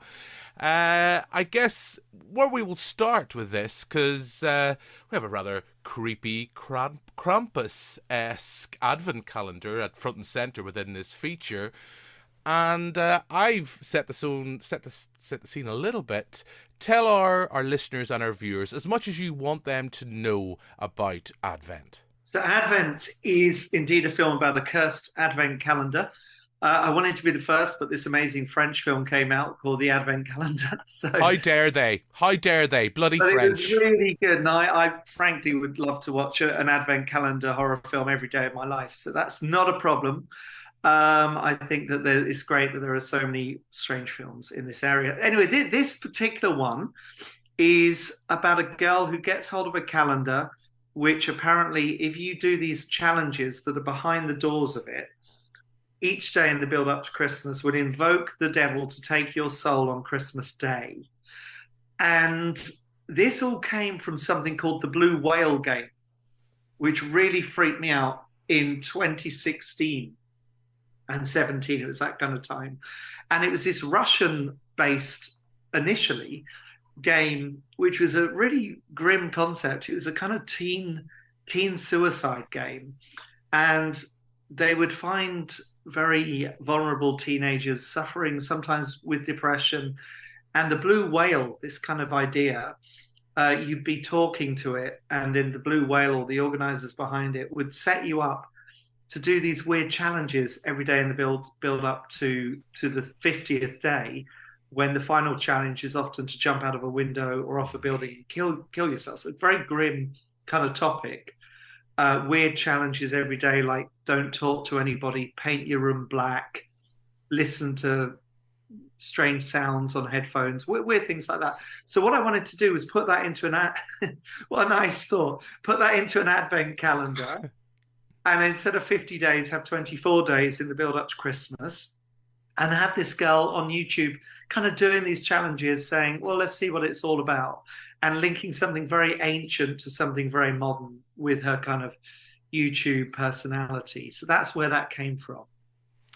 Yeah, I mean, having watched the film, one thing you've mentioned there, kind of the modern kind of references and chilling references, what we're talking about from real life inspiration, but the way the film's framed, and I know we have that, it's, I don't necessarily know if it's found footage. There is elements within that, but it's quite a traditional Christmas story in the way that it's framed in the narration. In that sense, we have a narrator. I don't want to spoil too much. We certainly don't want to know. We'll not go into spoilers with our protagonists, whether they make it to Boxing Day or not, or St. Stephen's Day for our Irish listeners. But I just wanted to know, was that something you had in mind in that sense? Because it does feel like that traditional, you would sit down and let's tell a ghost story around Christmas. Because we always think of Christmas as presents and Santa, but it's a time for ghost stories. Charles Dickens kind of mastered that. He got that to a T. I love all that. So my favourite book is A Christmas Carol, and we have a reference to that in the film where that's playing on a TV. It's just the best ghost story, time travel Christmas story ever. And hopefully our friendship, our budding digital friendship, can be personified now when you say the Muppets Christmas Carol is the definitive version of the Christmas Carol. Definitive version, maybe the definitive version. Definitive. To be debated still, but it's a very good version. But those things that you mentioned, I love the ghost stories for Christmas that came out ages ago. BBC Ghost Stories for Christmas were all fantastic. And I wanted to do something like that. Yeah, a modern kind of updated film that has all the trappings of a ghost story. And as you say, Nicholas Vince of Hellraiser fame, the amazing voiced Nicholas Vince, as our narrator sat in that armchair by a fireplace, it is very much a kind of unfolding of a Christmas narrative ghost story.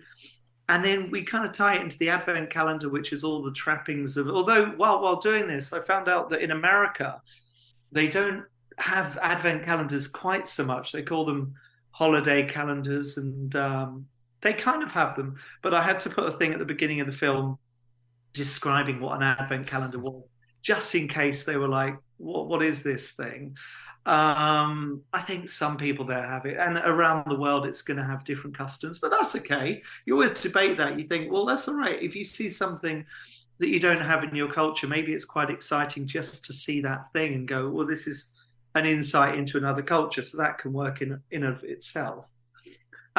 Completely lost there with what we're talking about, but ghost stories and Christmas and the idea of telling an original ghost story where this blue whale challenge that really freaked me out is given a supernatural twist and put into an advent calendar which has such innocence to it.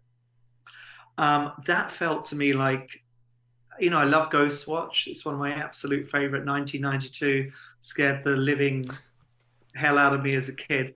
And anything like that, I'm always trying to replicate that feeling of something extraordinary going on in a very ordinary house. If you're doing a ghost story or haunted house film, often in films like the innocence and the haunting, it's this big castle.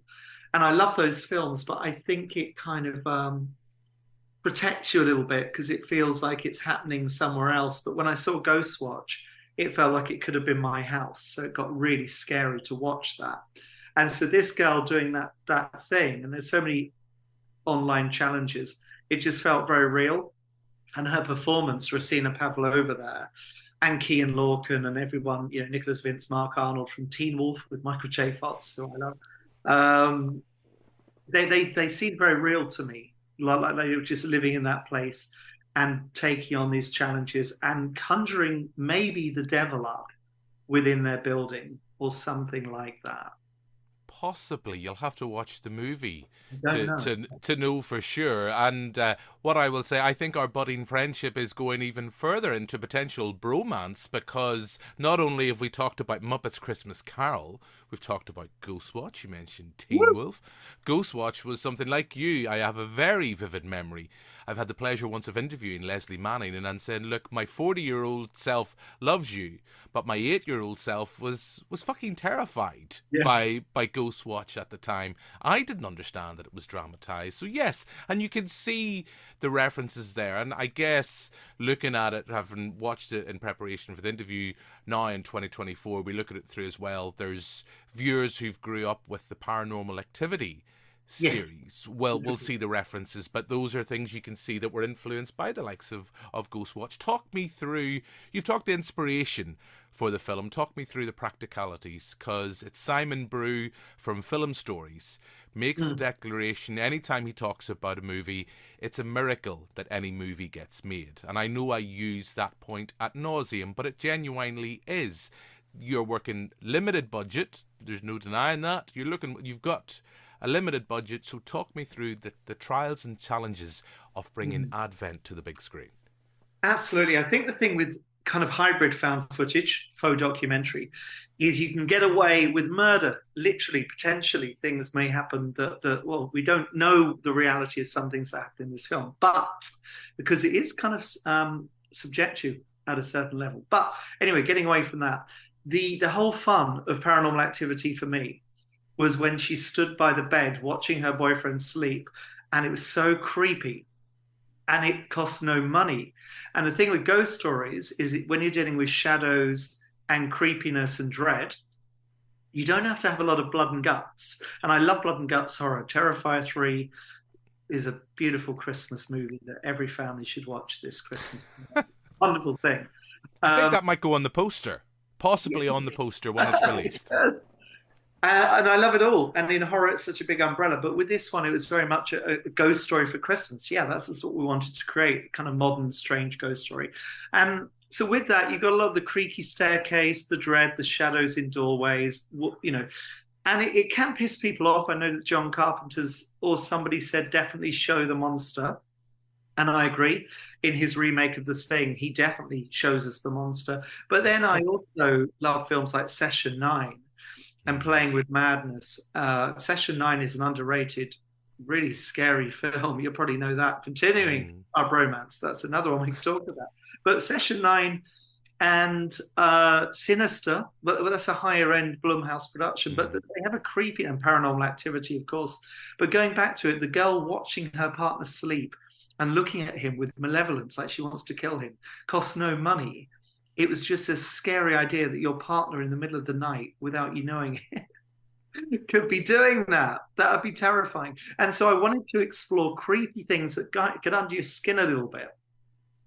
There's only one jump scare in the film, I think, and I wanted the screen to be turned up in volumes. So I don't know. There's always a legal volume for screening, and Blumhouse seem to have paid off the lawyers so that they can triple that. I don't know how they get their screens so loud, but anyway, mainly it's about this building dread, and the professor telling us the story in Advent. Again, that didn't cost too much. That's his amazing talent. Nicholas Vince sat in a room by a fireplace. He has such presence, that guy. And he makes you feel like he's an authority and a bit guilty about this girl who took on this evil Advent calendar, and he should have known better because he knew she was doing weird projects and could have helped her, because she underwent quite the mental chaos surrounding going into that whole thing. So when you're dealing with lower budget, you kind of look at ghost stories sometimes, which happens to be my favorite genre, so it's a bonus, as how can you build dread up and creep people out without loads of blood here, because that's more things like Terrifier 3, and just with psychology and that fear of the dark, the uncanny, the Freud stuff, when you're lying in bed as an adult and suddenly you feel like a 5-year-old again. And I think these movies bring you right back to being 5 years old in bed, being terrified. Yes, and I know, and as you mentioned there, that sequence from Paranormal Activity, as I'm a married man, I'm sure many a time in the middle of the night, my lovely wife has returned from the bathroom and pondered, possibly, should I or should I not? I don't know. And I know you do have a nod of sorts to that scene within Advent that I thought was really well done. Now, we're going a bit timey-wimey here now with this interview, because as we record, Advent is about to screen at Fright Fest Halloween in London, but our interview will be going out post that release, closer to when the film will be available on VOD platforms. So you were telling me just before we started to record, you have, like many horror filmmakers working here in the UK, a lot of love for Fright Fest, and you have previous work there. So how important is it to have not just this title, but previous titles screened at Fright Fest? Well, it's very important, because what part of my big love of horror came from going to Fright Fest the year that Trick or Treat, and another amazing film, Trick or Treat, from Michael Dougherty, played, and John Landis was there doing a commentary on the thriller, and he was sat behind me, and I just thought, wow, this is horror heaven. That's because everyone says it's horror Christmas, so we need to do something new. So we're going to call it horror heaven, and it's just like the people that run it, and it's actually quite a British affair, because there's not a lot of dressing up. You go to some of the ones, Sitges or America, and they're kind of dressed up as Art the Clown everywhere, all the conventions. It's more turn your phone off and watch this movie, and we're all horror lovers, and we're all going to have a pint and talk about it. But there's something in that community that's really magical. So being part of Fright Fest that many times with that audience, that's maybe the best horror audience that's alive, is incredible. And I saw The Substance at Fright Fest this year, and it just rocked the Odeon. It felt too big for the screen almost. It felt like it was going to stamp the cinema down, like King Kong. That movie's so mad. I love that movie. And so Fright Fest feels like a portal, another one. So we'll call it Horror Heaven. We'll also call it a portal into the kind of funfair of horror, where you can just go on all the rides for a few days. You can't download the films. One of the weird things with Fright Fest is you watch so many movies that if you watch one of them, so when I saw Terrifier 3 recently, you come out and you download the film and you talk to people about it and you process it. But with Fright Fest, you see 20 in a row and your brain doesn't get to download any of them. So you just become a lunatic. As long as, Airell, you're downloading them legally, that's the key thing. That's the key thing. Yeah, you've paid your ticket. You can download as you wish, mentally as you should. I just felt we should clarify there. Download mentally, legally. We're all pro for that kind of thing. Legally, the new advert. If that works somehow, I don't know. I just jumped in, but yeah, I think, as you said, I think this is your fifth title. And just as someone who programs a horror festival here in Belfast, the Dark Hedges, I mean, horror is they're, to quote Father Ted, a great bunch of lads, because some of the loveliest people I know love some of the most twisted, horrible, nasty things on screen. So yeah, horror is good for you. It's good for the soul. So we're talking about Advent. That as this interview goes out, will be available on VOD platforms. What next? Because I was looking at your IMDb page. Yeah. You're a busy boy. Yeah, there's a lot going on. I think the ones I'm really excited about are, there's a wedding thriller called Black Wedding.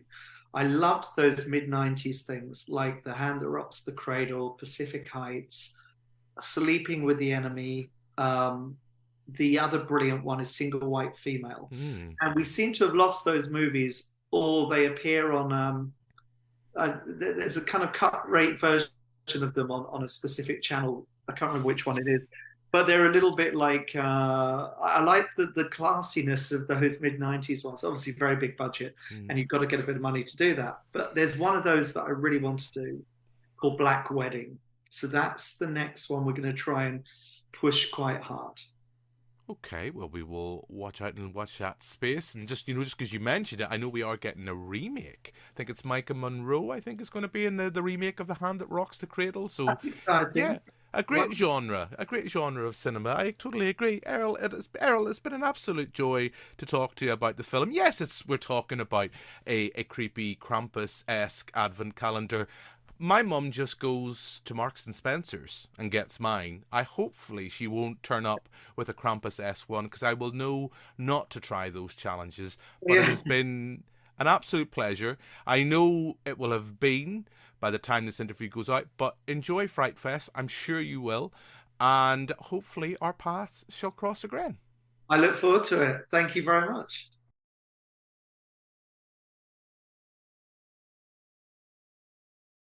So that's my chat with Airell Anthony Hayles. Yeah, Adam, a new possible borough date. You're going away on your hollybobs in January. Hopefully we want to have you, get some little voice notes in from the States when you're on your trip, as you're interviewing some biggies like Beetlejuice, as you mentioned. Maybe interviewing, I don't know, Boba Fett? Jaws? Yeah. One of my favourite jokes in Peep Show, whenever Jez refers to the Jaws or the shark in Jaws as Jaws, and Mark is like, the shark's not called Jaws. The movie's called Jaws. Well, we've got that to look forward to in January. I need a little co-host for that time, because you're going to be off gallivanting on the other side of the world. But that's January. Adam, what else have you been watching? You've talked about Heretic. We've talked about Conclave. I mentioned very briefly Superman, Christopher Reeve's story. I know we've both seen Paddington in Peru. I know I've seen Wicked Part 1. But what else have you seen you're bursting to talk about before we wrap up? I seen Jason Reitman's Saturday Night. Not out in the UK until just after Christmas. But we got a screener. We got a nice screener. Thank you very much. But this is the story of the first ever episode of Saturday Night Live. And Gabriel Byrne plays. I can't remember names tonight because my brain is fried. Yeah. But the young guy from Fabelmans plays the guy that runs Saturday Night Live. Yeah. His name is Billy Connolly. What is the fucking guy that runs Saturday Night Live? Do you want me to take an IMDb yes, break? Please. Mike Myers uses his voice as Dr. Evil. Okay, here we go. Just think amongst yourselves, our listeners.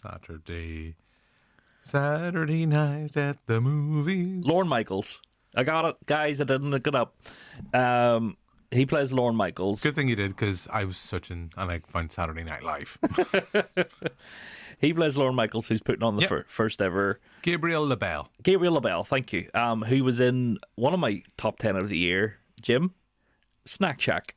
He was in The Predator as well. The Predator? EJ? Is he the autistic kid in The Predator?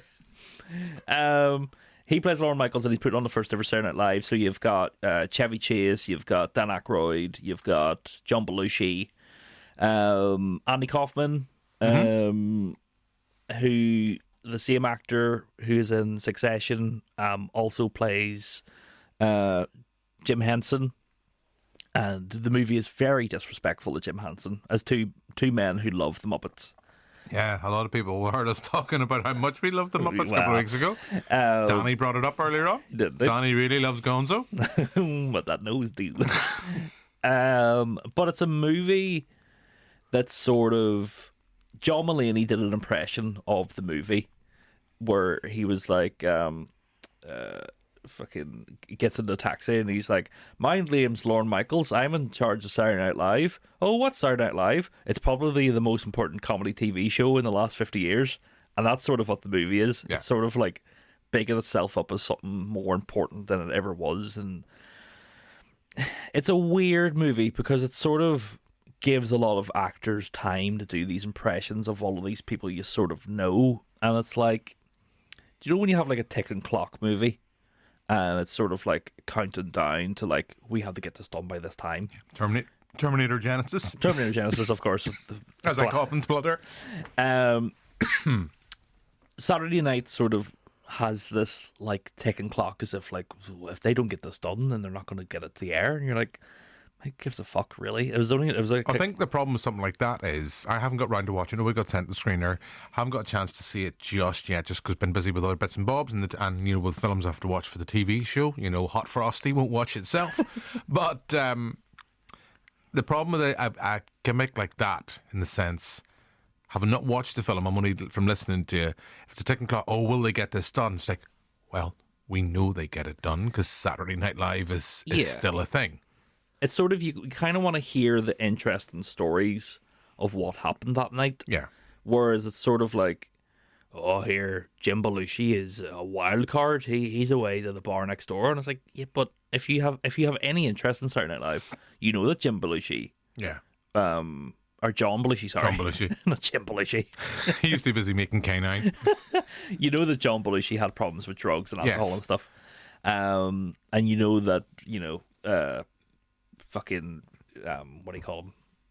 Chevy Chase was a bit of a sleaze. Yeah. You know all these things, and it sort of doesn't get into enough as a fan of Saturday Night Live that, you know, it hooked me enough to really make me love it. And I really did want to love it because Saturday Night Live, to me, whenever I was younger and getting into comedy, Saturday Night Live was always a thing that like I aimed towards. I really wanted to be on Saturday Night Live. Not give my headpiece?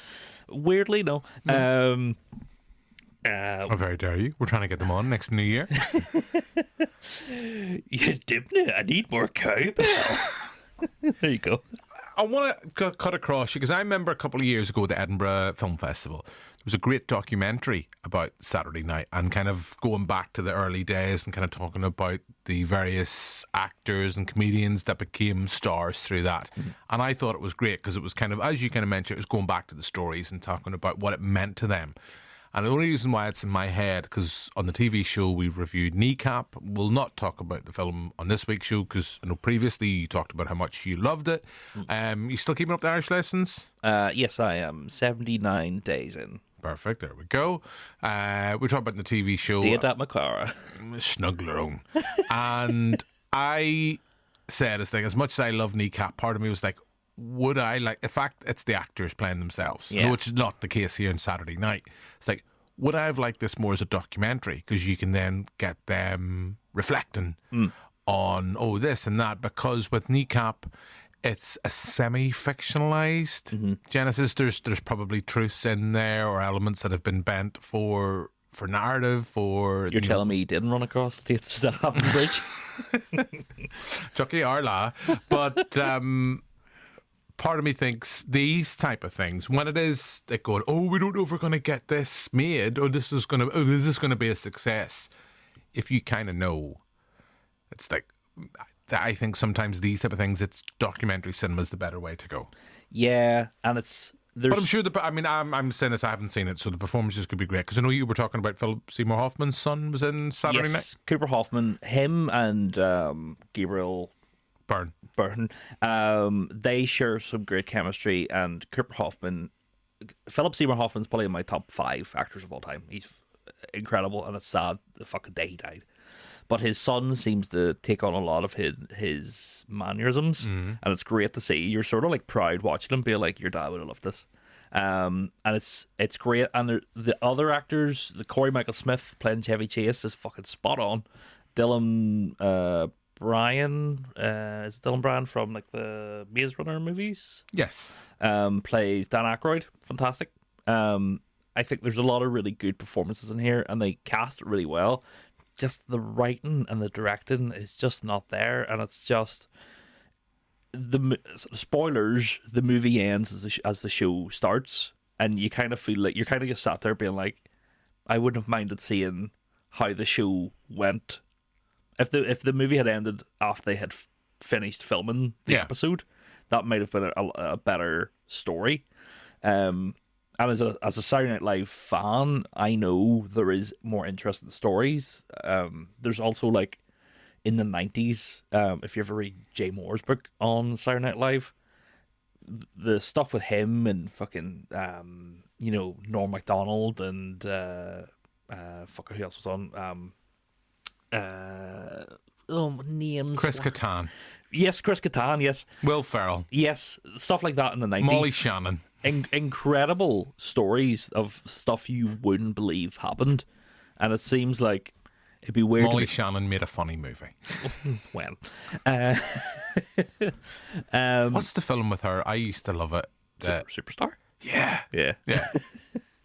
I'm not Jesus, I'm your personification of Jesus. Have you ever noticed how those movies that came out, the Saturday Night Live movies in the 90s, all had Will Ferrell as like second banana? Yeah. Like you had like Night at the Roxbury, Superstar.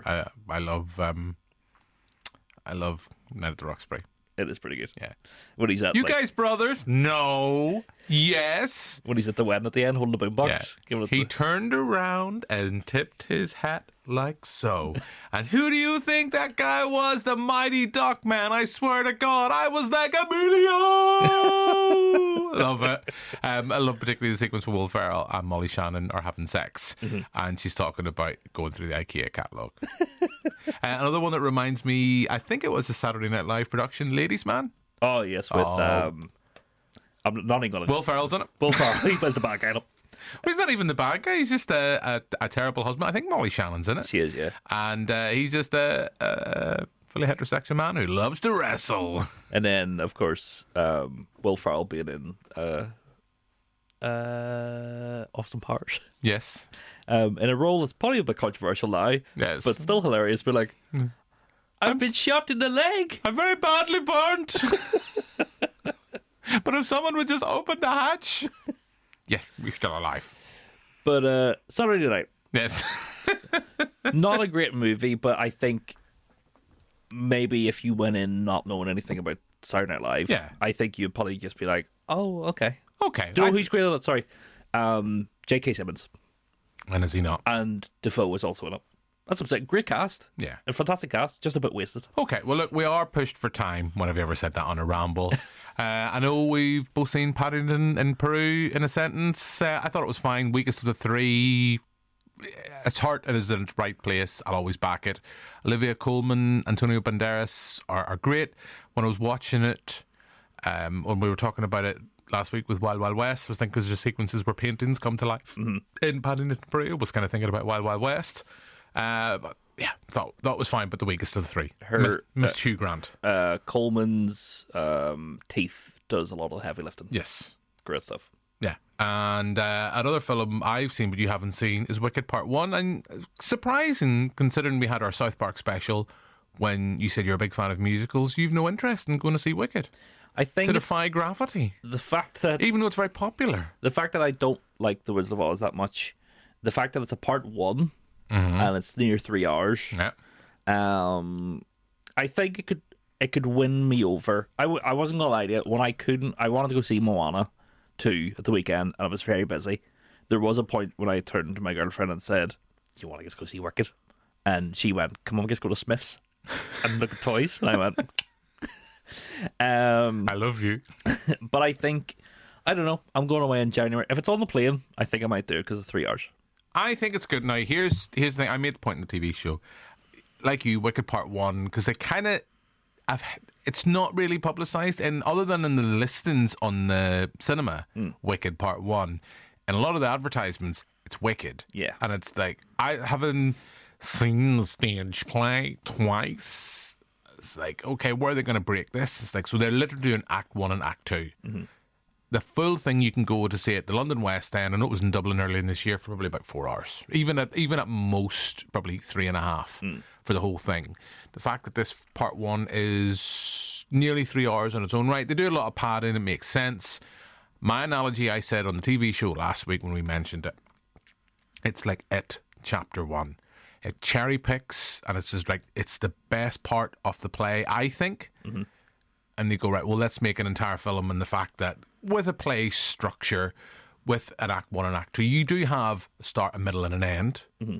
And so it kind of works. I think having seen it, it does work in the sense, well, the part 1, like it's like when the Hunger Games started the breakup, or the Harry Potter, you're like, it doesn't really work. Yeah. I think it works, and it does, no pun intended. I mean, you need to go on TikTok, Defying Gravity. That's the big finale. Great songs, great. Ariana Grande, I think, is fab. The lead actress who's playing Elphaba, I think, is fab as well. Apollo, I'm not going to take an IMDb break. I've used them all. Don't ask me what her name is. Yes, she's great, because I know she was in the Steve McQueen film Widows as well, very small role, and she was in Widows. Harriet as well. She played Harriet? Yeah, she was. I loved her in that. Yeah, she was great. She was great in that. Really good film. I just think they've cherry picked. I think it would have been better. I'd have been more impressed had they done a 3-hour wicked movie, done the whole thing, rather than do a really good part 1. Part 2's the part of the play I always struggle to remember, where it becomes, it's kind of still a bit of a prequel. It's like prequel, adjacent, and sequel to Wizard of Oz. Mm-hmm. So in the play, there's events happening in Act 2. It's happening at the same time as Wizard of Oz when Dorothy arrives. But I'm guessing probably for legal reasons and copyright issues, like for like the extra bits and bobs, they make reference to her. Oh, there's a girl and a dog has arrived. A stranger from another land has arrived. You never see her on stage. Mm-hmm. And other characters that we will be familiar with within Wizard of Oz story, I'm trying to be unspoilerific as I can, will make an appearance, or you see their genesis. And I think at the time I was like going, yeah, it's good, but I prefer part 1 because it has Defying Gravity, it's got popular. I think if you're going to have to do another 3-hour movie or near 3-hour movie about part 2, I just think it's just a bit baggier.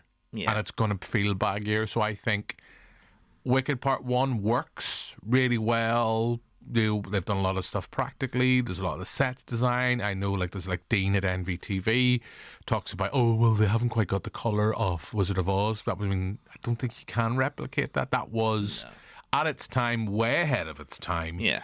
And I think just film has moved on, and there's a reality of you've got CGI, etc., and bits and bobs. There's a lot of nods to the original, a lot of foreshadowing as well. If you're familiar with both Wizard of Oz and familiar with Wicked Part 2, or what happens in Act 2 of the play, I enjoyed it. My lovely wife and other half, who busted to go see it with me, it was like, I want to go see it. Sat from about 15, 20 minutes and going, this is shite. And you're like, what do you expect them not to do a musical? I mean, you've seen it twice with me, and both times you've been like, yeah, it's all right. Like, why did you want to go see this? It's like, the hype on TikTok. It's like, okay. So yeah, I think it's fine. I know Jordan at Q absolutely loved it. She put a video up on TikTok with her crying at the end of it. I know Amber's boss went to see it. Hadn't seen the stage play. He cried a couple of times. So I get it. But I think they've been really clever in how they've marketed this. So they're like, we don't want you singing in the cinema. Don't want you singing. Because there's people who've never seen the stage play, won't have seen it, and they don't want you sitting going, I'm defying gravity. Something has changed within me. That was just me. But now here, Adam, you almost think producers are onto something here. How's that, Jim? December, later on this month, they're releasing a sing-along version. Yeah. So it's the style, it's like The Greatest Showman all over again. It's like, so you don't want to just want to go and see the cinema, just going to watch it, sit in your wee seat there and munching your popcorn with your Wicked themed kind of popcorn memorabilia and all that shite, and your wee soda cup with looks like a wee Wicked hat. But later, closer to Christmas, want to go out for a week, maybe Boxing Day, St. Stephen's Day. Let's go to the Wicked sing along.